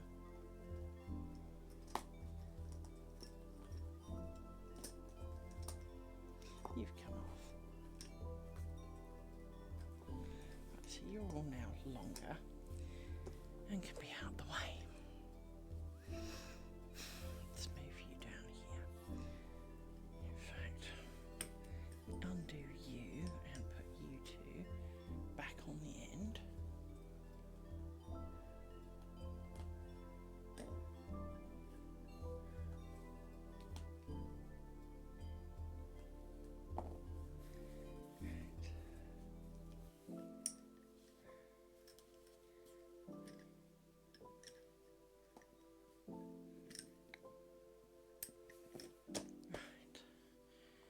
Then we need to take you, extract you out of there, and now we need to make all of you longer. So let's put you on there for a minute. Take you all out of there. See, it's so much easier with you out.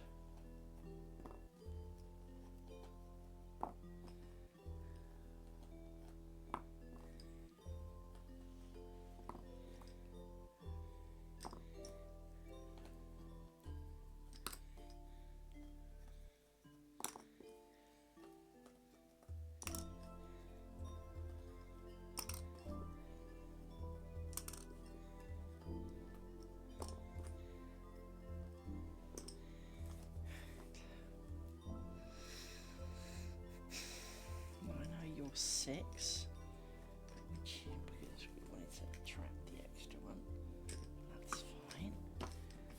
So I don't know quite how to sort this mess out really.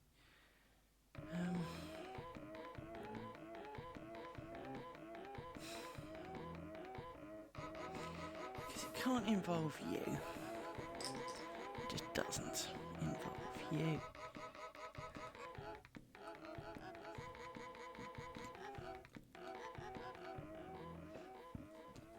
You need to come out from all these pins. Right. You are future bobbins of requirement. I feel like I'm doing this and starting again because even though my magic picture says I'm not wrong, I'm not convinced that I'm right. Hang on, let me open this again. So we have 5, 5.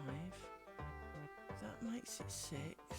But when you get there, it's +1, which makes it 7. We should never have 7.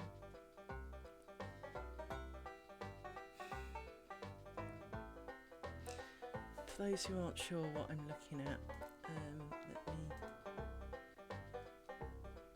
this is the picture of truth. Now, it's a hideous mess. I'm not going to pretend that it ain't, and I do need to redraw it properly, and I still haven't.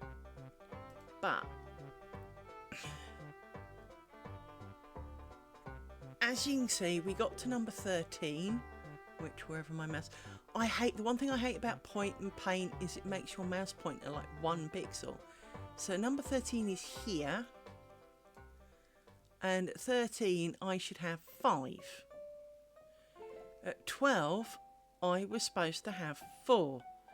And I didn't. So I remember I said, this feels too many. The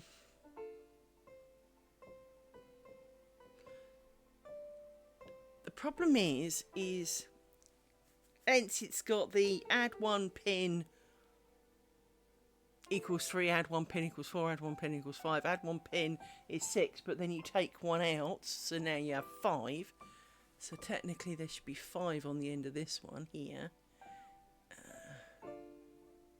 I mean, obviously I can't edit the text on here because it's paint, but that gives you 5. So add 1 gives you 6. You then go back the way you came. I've lost my mouse pointer again. So, hang on. Where's the mouse? Mouse. Keyboard, mouse, there it is. And where's the pointer options? Pointer, show location when pressing control. Right. Because then you can do this and it tells you where it is. Alright, so at number 7, you come across from 4 with 5.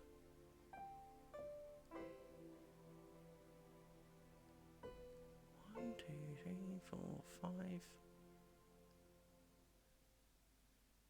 6. It's that one.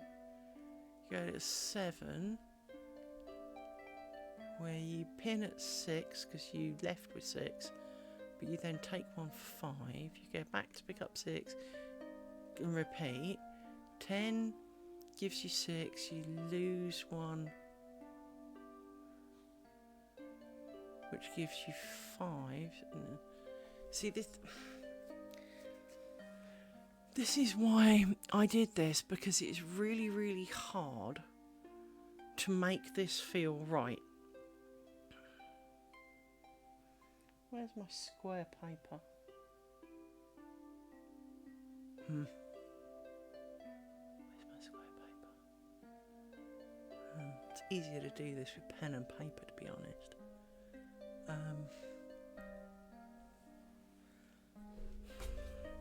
I need to do this properly once and for all. Alright, let's sort this out.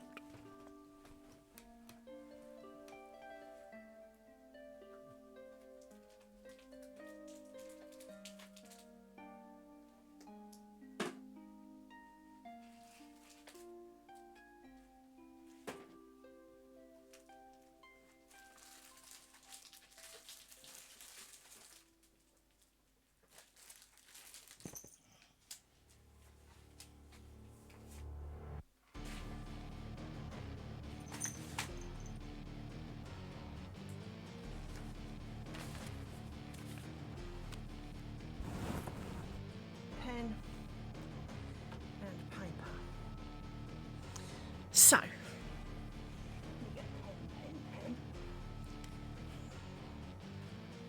Right, let's get back to this. So, let's do this properly. We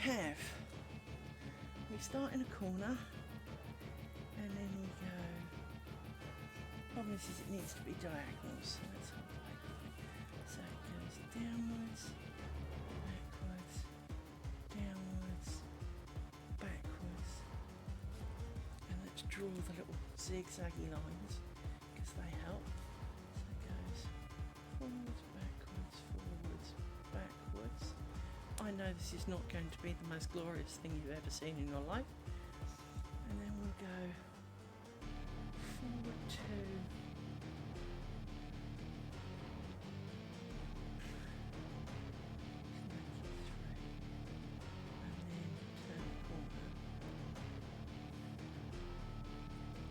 So I need to check that that's the right number.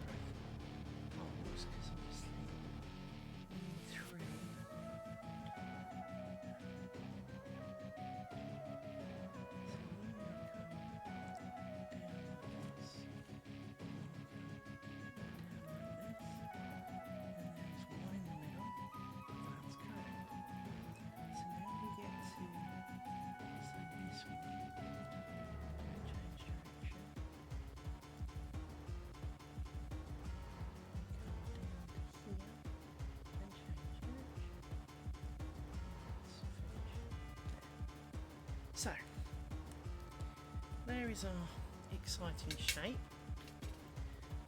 We'll finish drawing the lines of progress.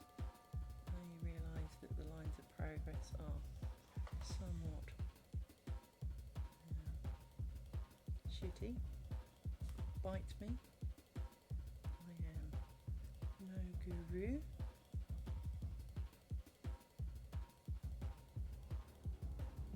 Right. There is our work.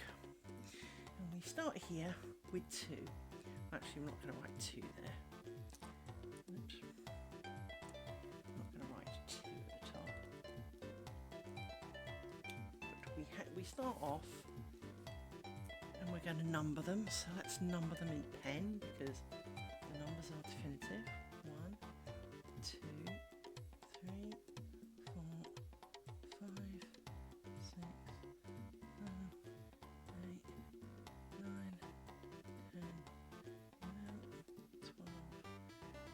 1, 2, 3, 4, 5, 6, 7, 8, 9,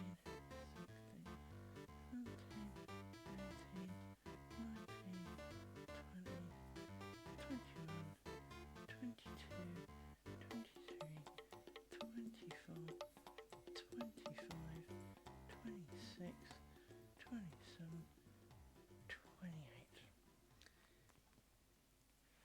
So, and we need to write down the numbers here as well. And of course I've just leant on my table and it's all moved. Let's go. 1, 2, 3, 4, 5, 6, 7, 8, 9, 10, 11, 12, 14, 15, 16, 17, 18, 19, 20, 21, 22, 23, 24, 25, 26, 27, 28. And we know we start at the top with O. Everything else kind of is up for grabs. So we start with 1, we add 1 and pin, which gives us 3.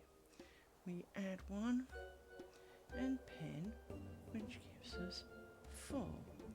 We then go to 4 where we add 1 and pin, which gives us 5. We come to 5 where we add 1 and pin, which equals 6. This should be our maximum for this stage.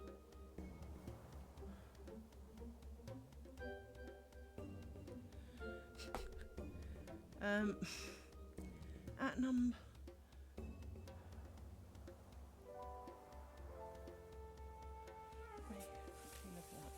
so this was down here. So 5, we have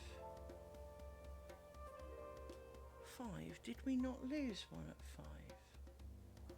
Did we not lose 1 at 5?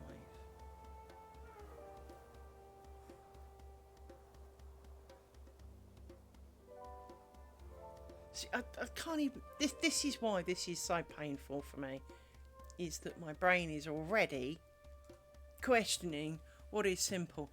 We do lose 1 out of 5, so it's not wrong, but it's not right either. We haven't completed the mark, so we gain 1 at 5 to make 6, but then we lose 1, so we end with 5 travelling to the next pen. This is why the notation is important. We get to 6 where we add 1 plus 1 and pin, which gives us 6. We then travel to 7, so we have 6 and we pin. Sorry, we just pin when we get to 6. Let's not write 6 because that could be confusing later. So we pin, which is 6, and we lose 1, which is 5. At number 8, we add 1 and pin, which gives us 6. At 9, we pin, which is 6. We take 1 and have 5.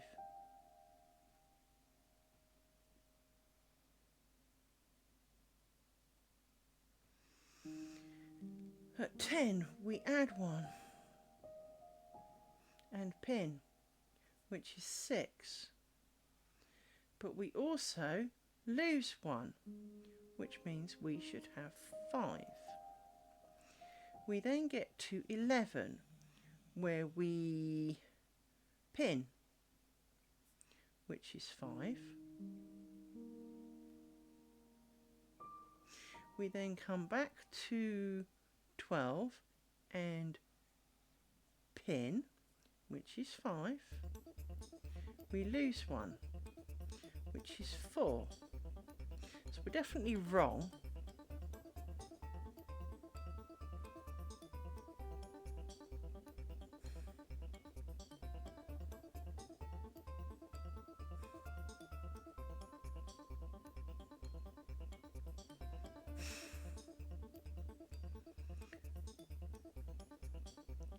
Get to 14, we get to 13 where we pin, but we add 1 and pin, which was 5. We get to here and we pin, which is 5, and then lose 1, which is 4. 15, we add 1, pin, which is 5. 16 we pin, which is 5, and lose 1, which is 4. 17 we add 1 and pin, which is 5. At 18 we pin, which is 5. At 19 we add 1 and pin, which is 6. We then take 1 away, which is 5. We then add 1 and pin, which is 6. We then get to 21 where we pin at 6, take 1, which is 5. We then get to 22 where we add 1 and pin, which is 6. We then go to 23 where we pin at 6 and take 1, which is 5.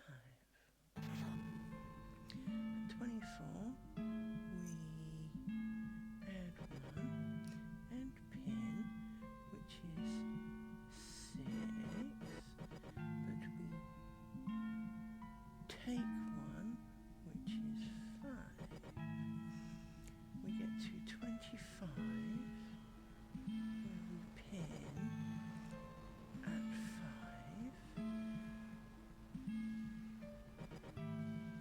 and take 1, which is 4. We get to 26 where we pin at 4 and take 1, which is 3. Isn't adding up. We get to 27 at 3, yes it does, at 3. We take 1, which is 2. We get here and we have 2.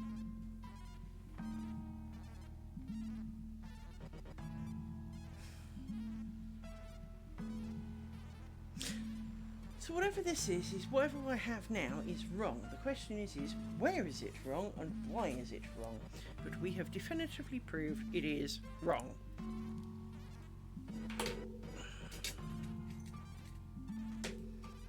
So let's undo this shit.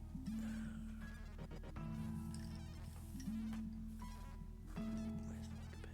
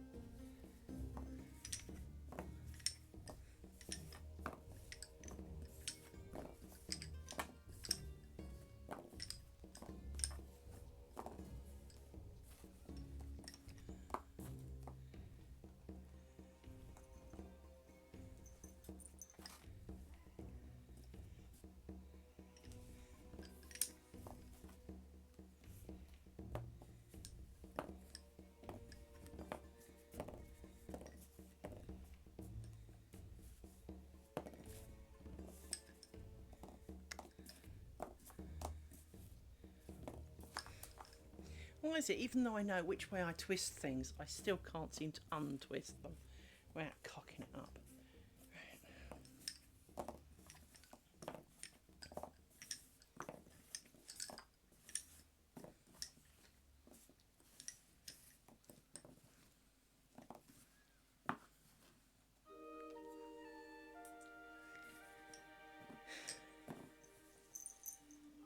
Shorter because now you're a bit long.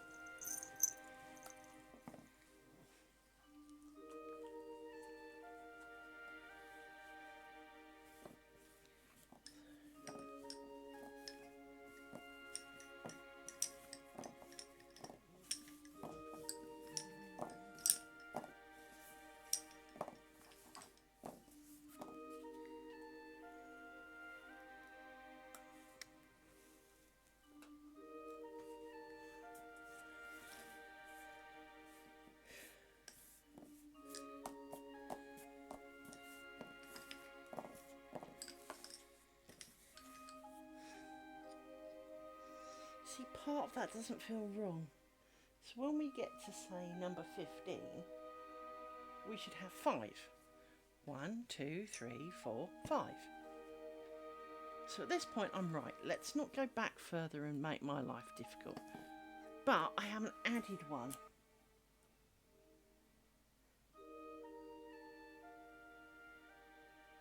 But 15, I should be adding one. Not 16. Oh, for fuck's sake, my diagram's wrong somehow. Literally, I've only just written this and somehow it's wrong. How in the name of mercy is this wrong? I spent ages working this out. So 12. We lose one at 12. Now at 15 we had one and we should have 5. And I've got 5 and we're adding one. So we are wrong. I am not losing my marbles. This is still wrong. We need to go back further in time to find out how I cocked it up this badly, because apparently I suck a lot. Oh, just sit still, dog.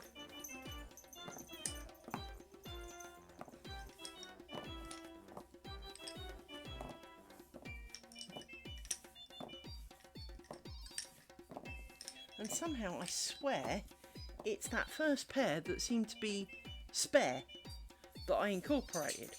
But I can't just leave it there because that's wrong too. So the question becomes, was there a spare pair way back here at the beginning? Because this seems to be where I went wrong. And it seemed weird at the time, but you know how things are. So,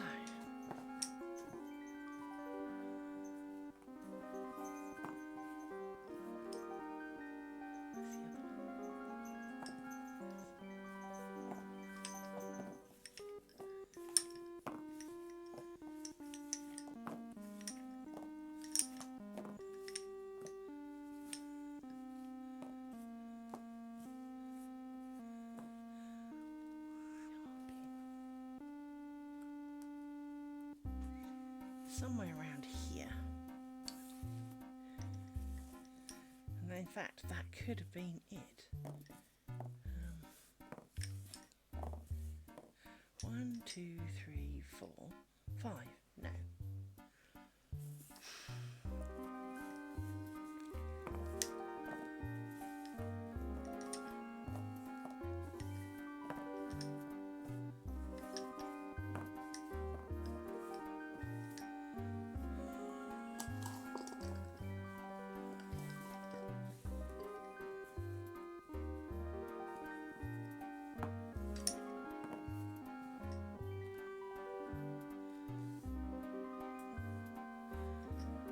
So we are at number 12. And number 12, I should arrive at 12 with 5 pairs.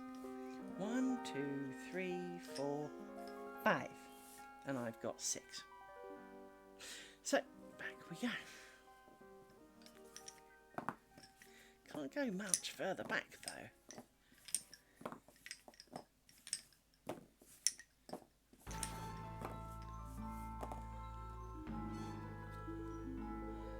And the worst thing was we seem to have the right number for the outside. So I'm very, very puzzled.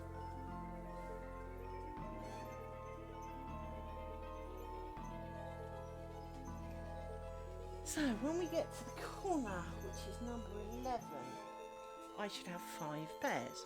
1, 2, 3, 4, 5, 6. That's because you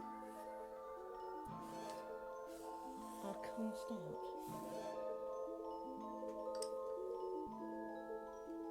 Wasn't that what you were? You were also constant. Mummy, it doesn't add up. Oh, I don't get it.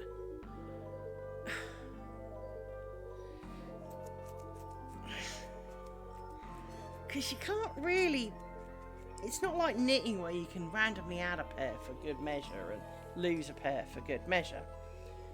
And the reason I'm fairly confident I've got the right number of pairs is that...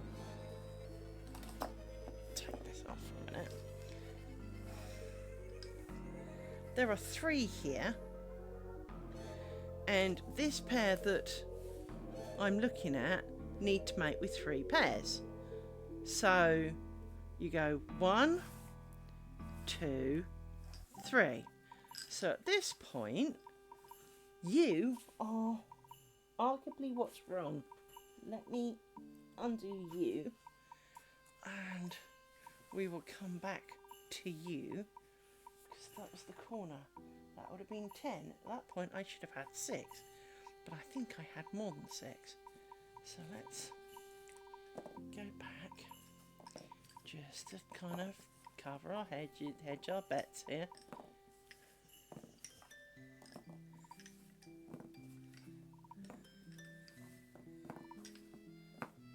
This is looking a mess, so clearly some shenanigans went on here.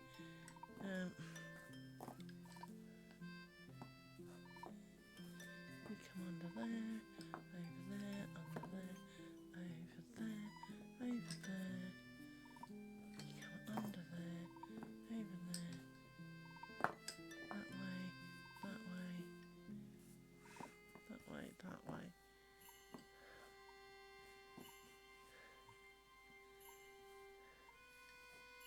And I can't see for the love of God which way to untwist things. Okay, under you. Right. I've got a feeling I added a pair here to there. So, 1, 2, 3, 4, 5. You also need to sod off. You were not part of it. No, you were not part of it. That was where I went wrong. Well, didn't I screw that up? Right, let's put you in the corner. 1, 2, 3, 4, 5. This works out. You now come out because we don't need you. 2, 3, 4. So I should arrive at number 11 and 5, which I have.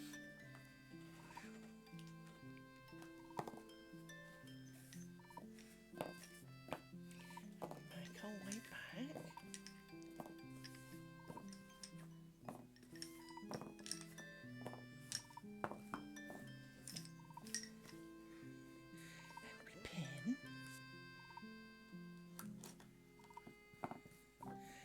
Discard a pair. And now we have not a lot, which is right.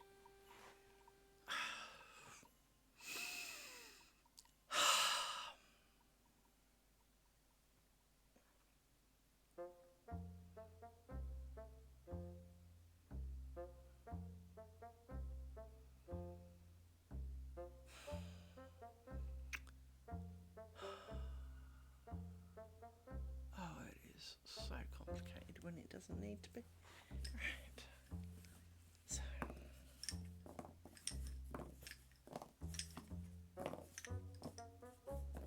There was 4. And then we add 1.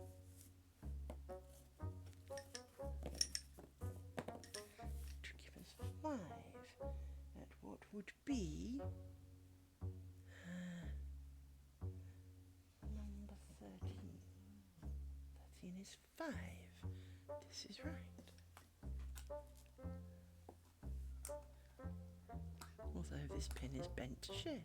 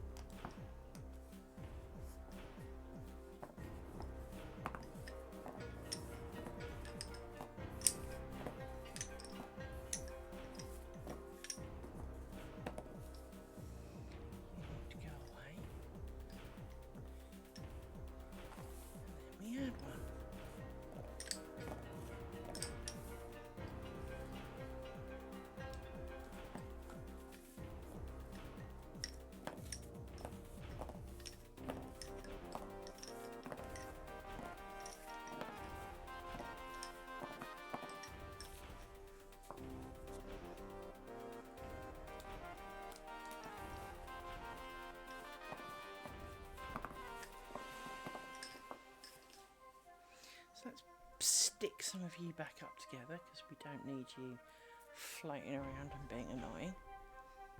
So, level you off a bit. 1, 2, 3, 5. Stick you.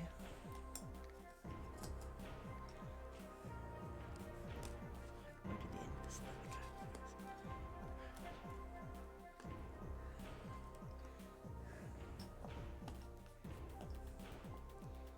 These sticks are just like one bobbin too short. Really? Okay.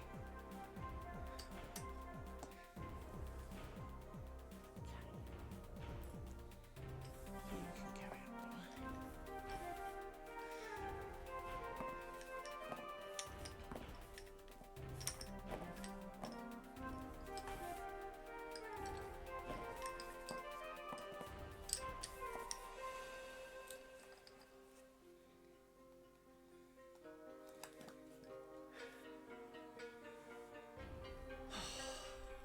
Sotto, Sotto.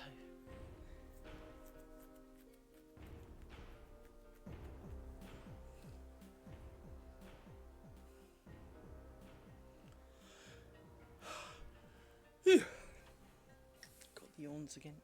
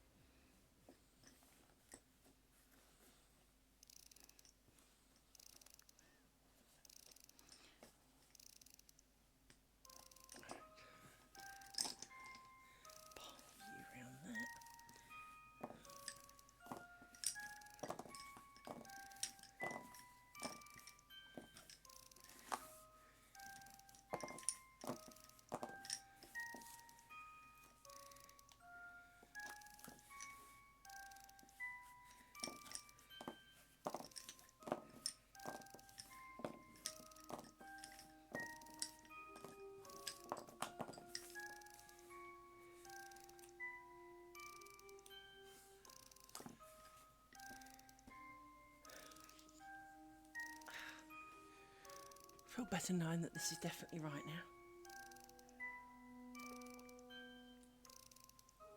It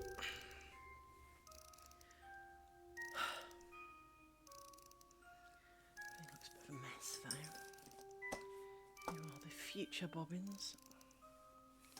So you can sit down there for a minute. Right.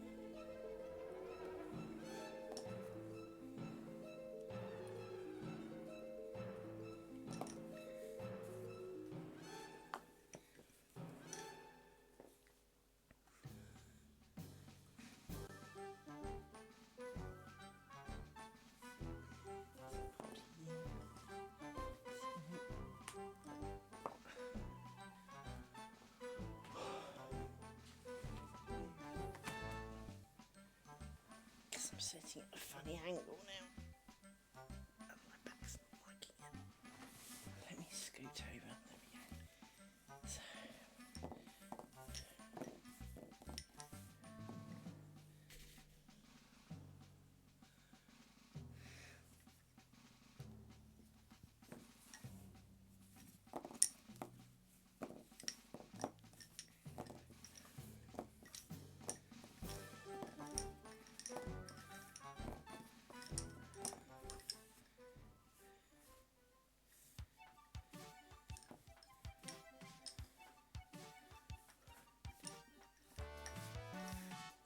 Nearly. So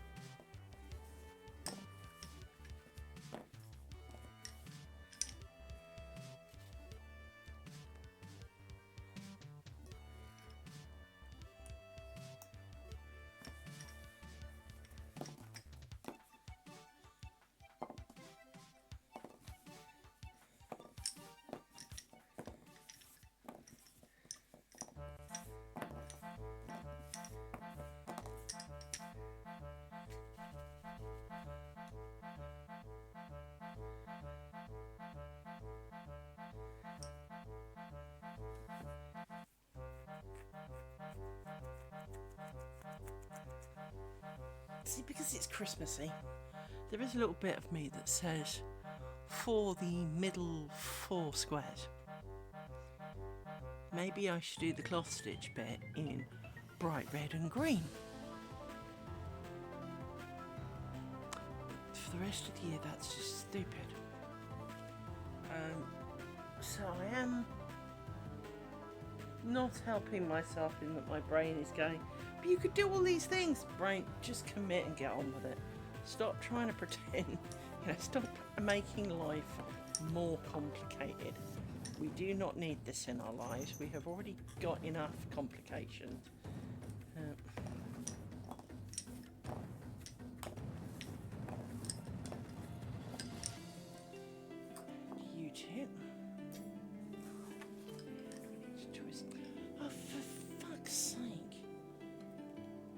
don't know how these knots come so undone,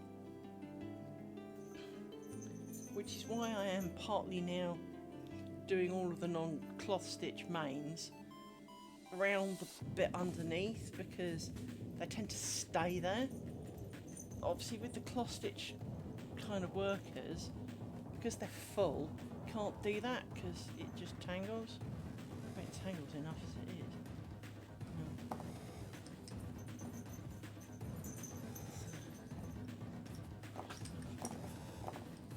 I'm getting a bit fed up with them falling off.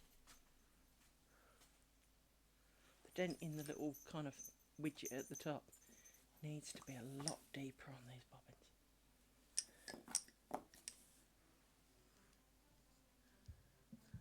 But of course last square they didn't give me grief because I didn't put it round the top of the bobbin where it kind of should be. I did it round the main bit where it tangled, which of course is why I'm doing it round the other bit of the bobbin, because I didn't want it to tangle. So 1, 2, 3, 4, 5. Stick.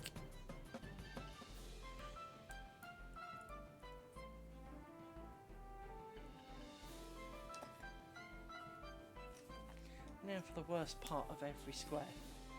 Actually, before we do that, let's lengthen you a little bit, so it gives you a bit more go around the pinability.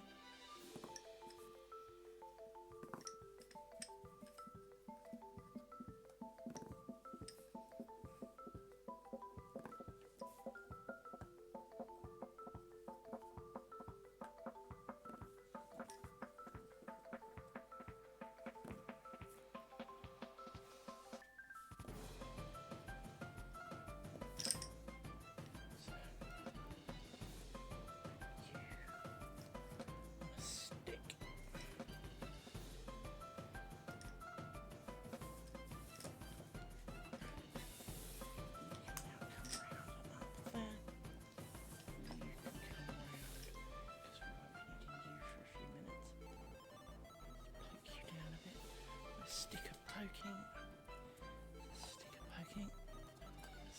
push all the cloth stitch down a bit, stickity, stickity, pokey poke, there we go.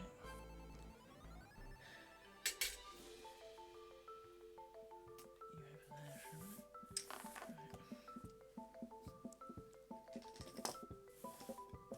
So you are the ones I will need. Let's stick you then for good measure. You will be soon. Just throw you there. You can go on top. You are the working bobbins. This is the messy bit. This is where we get, where we have to undo a little bit. So you've got tangled. Oh dear.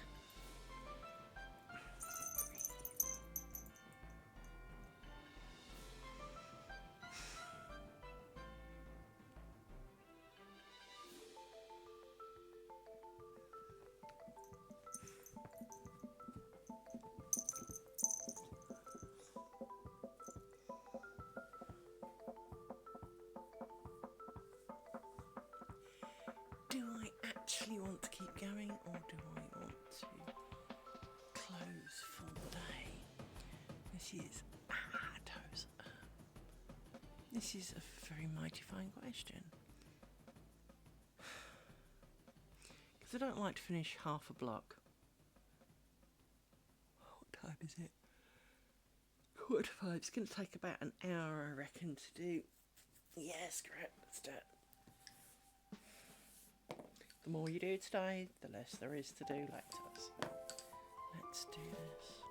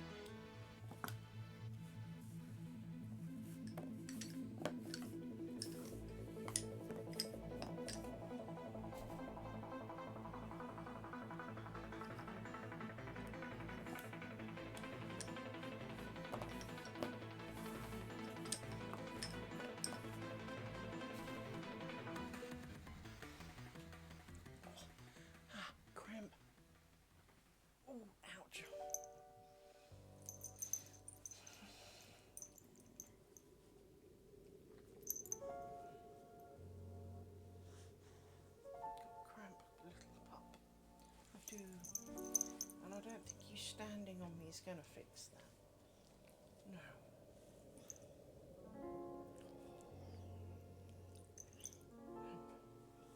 You're not so bad. No. Standing on me does not fix my cramp. No.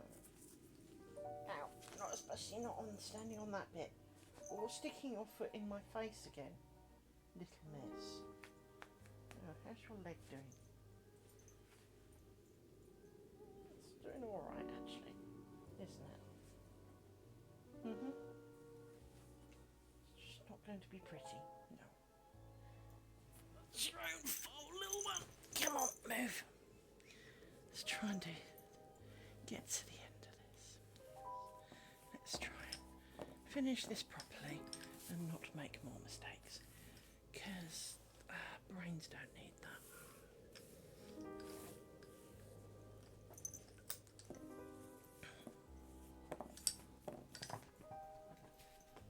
You sit there, that's a good girl.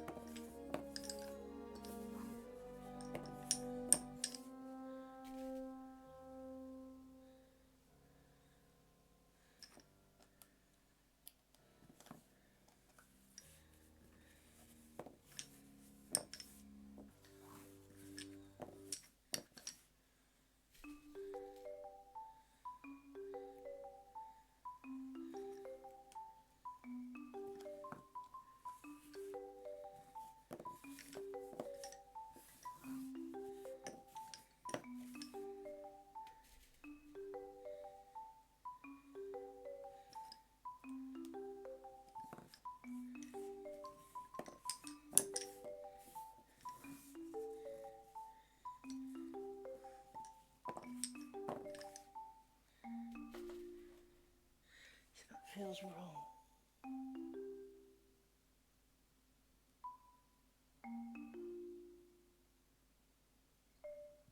Let's put the pin in and have another look.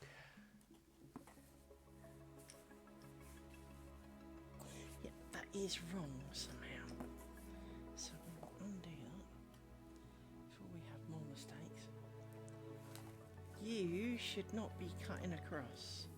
So we've question is, then, why are you?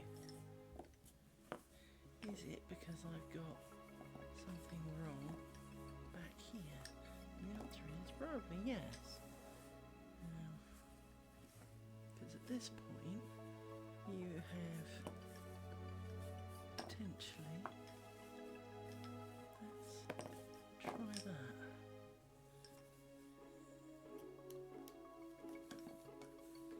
That looks better. Not quite sure what the difference was, but made all the difference.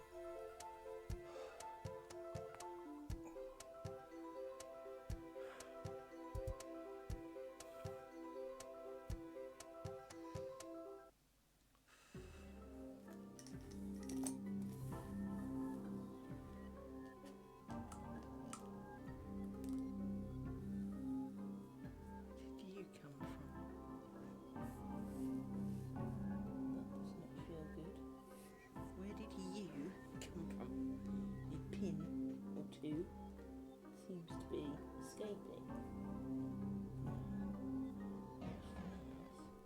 Where were you supposed to be? I thought all the pins were pretty well pushed in. I now have a spare pin.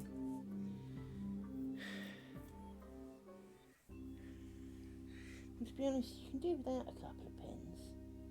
Some of the spots you can kind of be, I won't say pin free, but if a pin escapes, as long as it's not too close to the working line, it doesn't really matter. But because these thin pins are small, and it's hard to see, while they're small, it's hard to see through them and the thread down to the dots for the pins, it is harder. One thing we can do now, while my back's kind of less angry, is make sure that these are all pushed down along the edge, and then pull out these pins back here, because we don't need, you are not essential now, and obviously we can see what's going on, because we like seeing what's going on. We like seeing the pretty pattern without the pins in the way. Oh look, there's another pin there.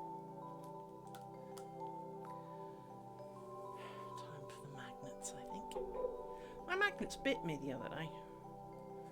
And as I said, and I was pretty sure I was right in that I did get a metal splinter off them. But you know, while a metal splinter could be quite nice, it would help pick up the pins. The splinter was not significant, and all it did was annoy my finger. So it's not really a good plan for it, really.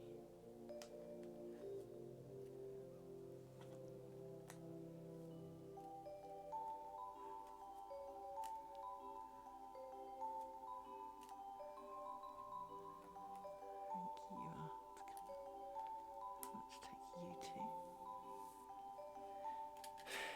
It looks so much nicer without.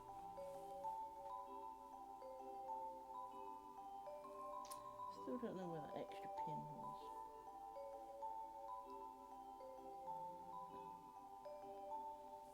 So it's very hard to tell.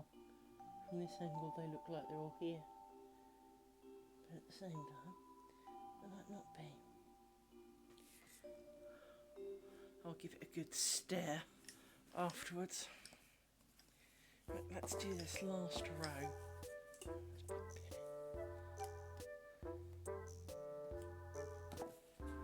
Let's do the last row. This section anyway. Let's take you off because then the stick's more likely annoying.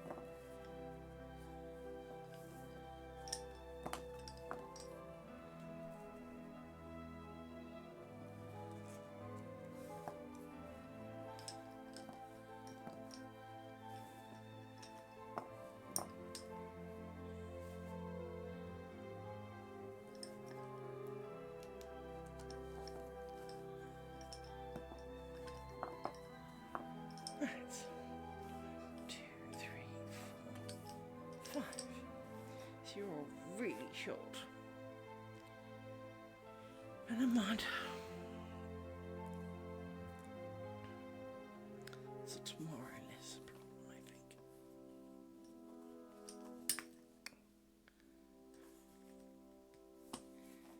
So, around that. 2, 3, 4, 5.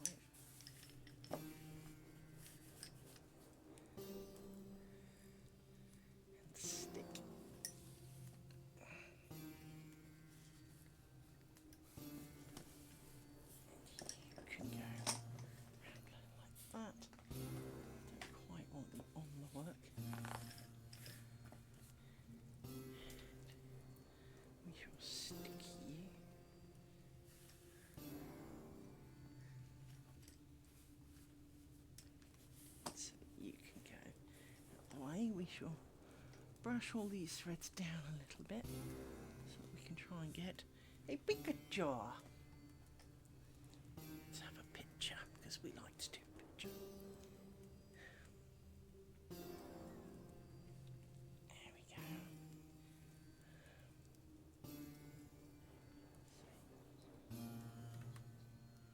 I think so. My back is giving me a little bit of grief.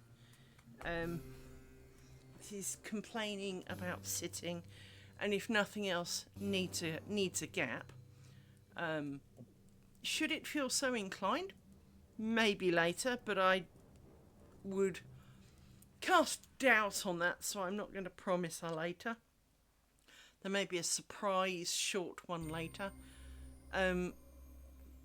But I'm in agony, frankly. I'm going to go and take some painkillers. That'll definitely help this. And I also need to do food, because, well, food's a thing. I haven't eaten today either. So, between the two things, I definitely need a break, if nothing else. So, I'm going to pack up for right now.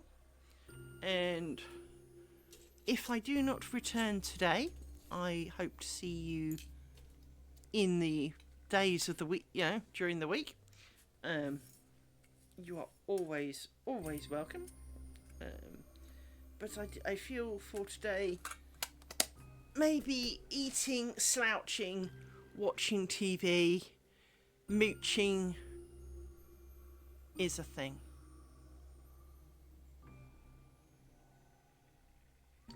And of course the ads have come. Go ads. So let's have a quick look. Doesn't look like anyone's online actually. So we will not be raiding.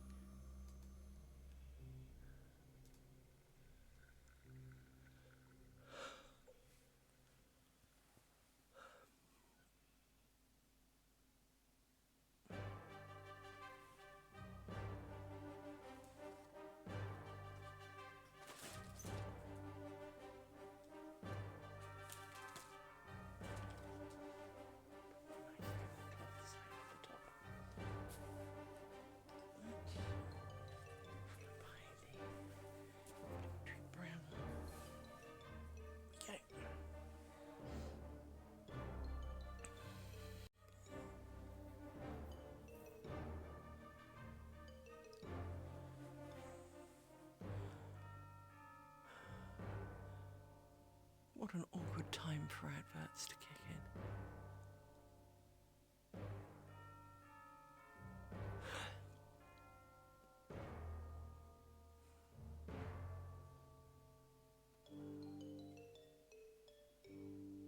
But yes, I definitely think now's a really good end point.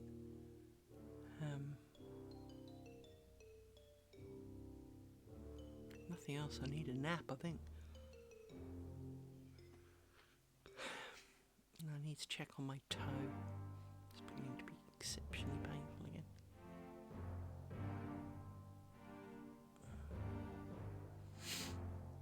So yes, pain has limited the length of this stream.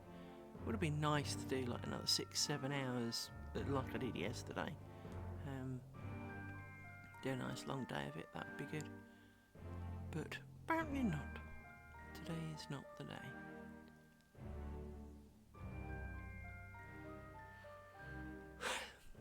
And I've got the yawns, which is rude of me. But like a lot of things, yawns come whether you like them or not. And it's hard to stifle a yawn.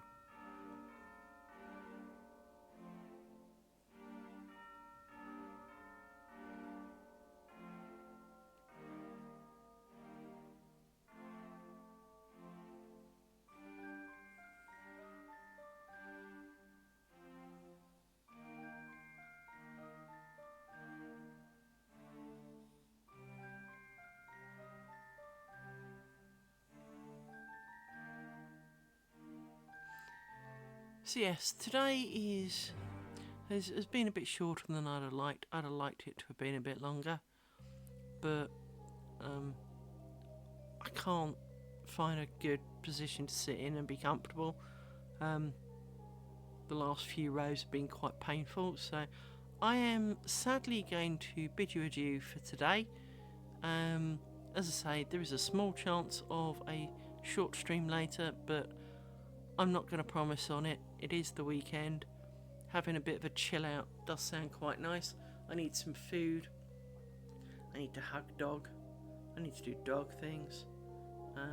So yes, if I don't see you later, I shall see you during the week. Thanks for coming. Bye bye.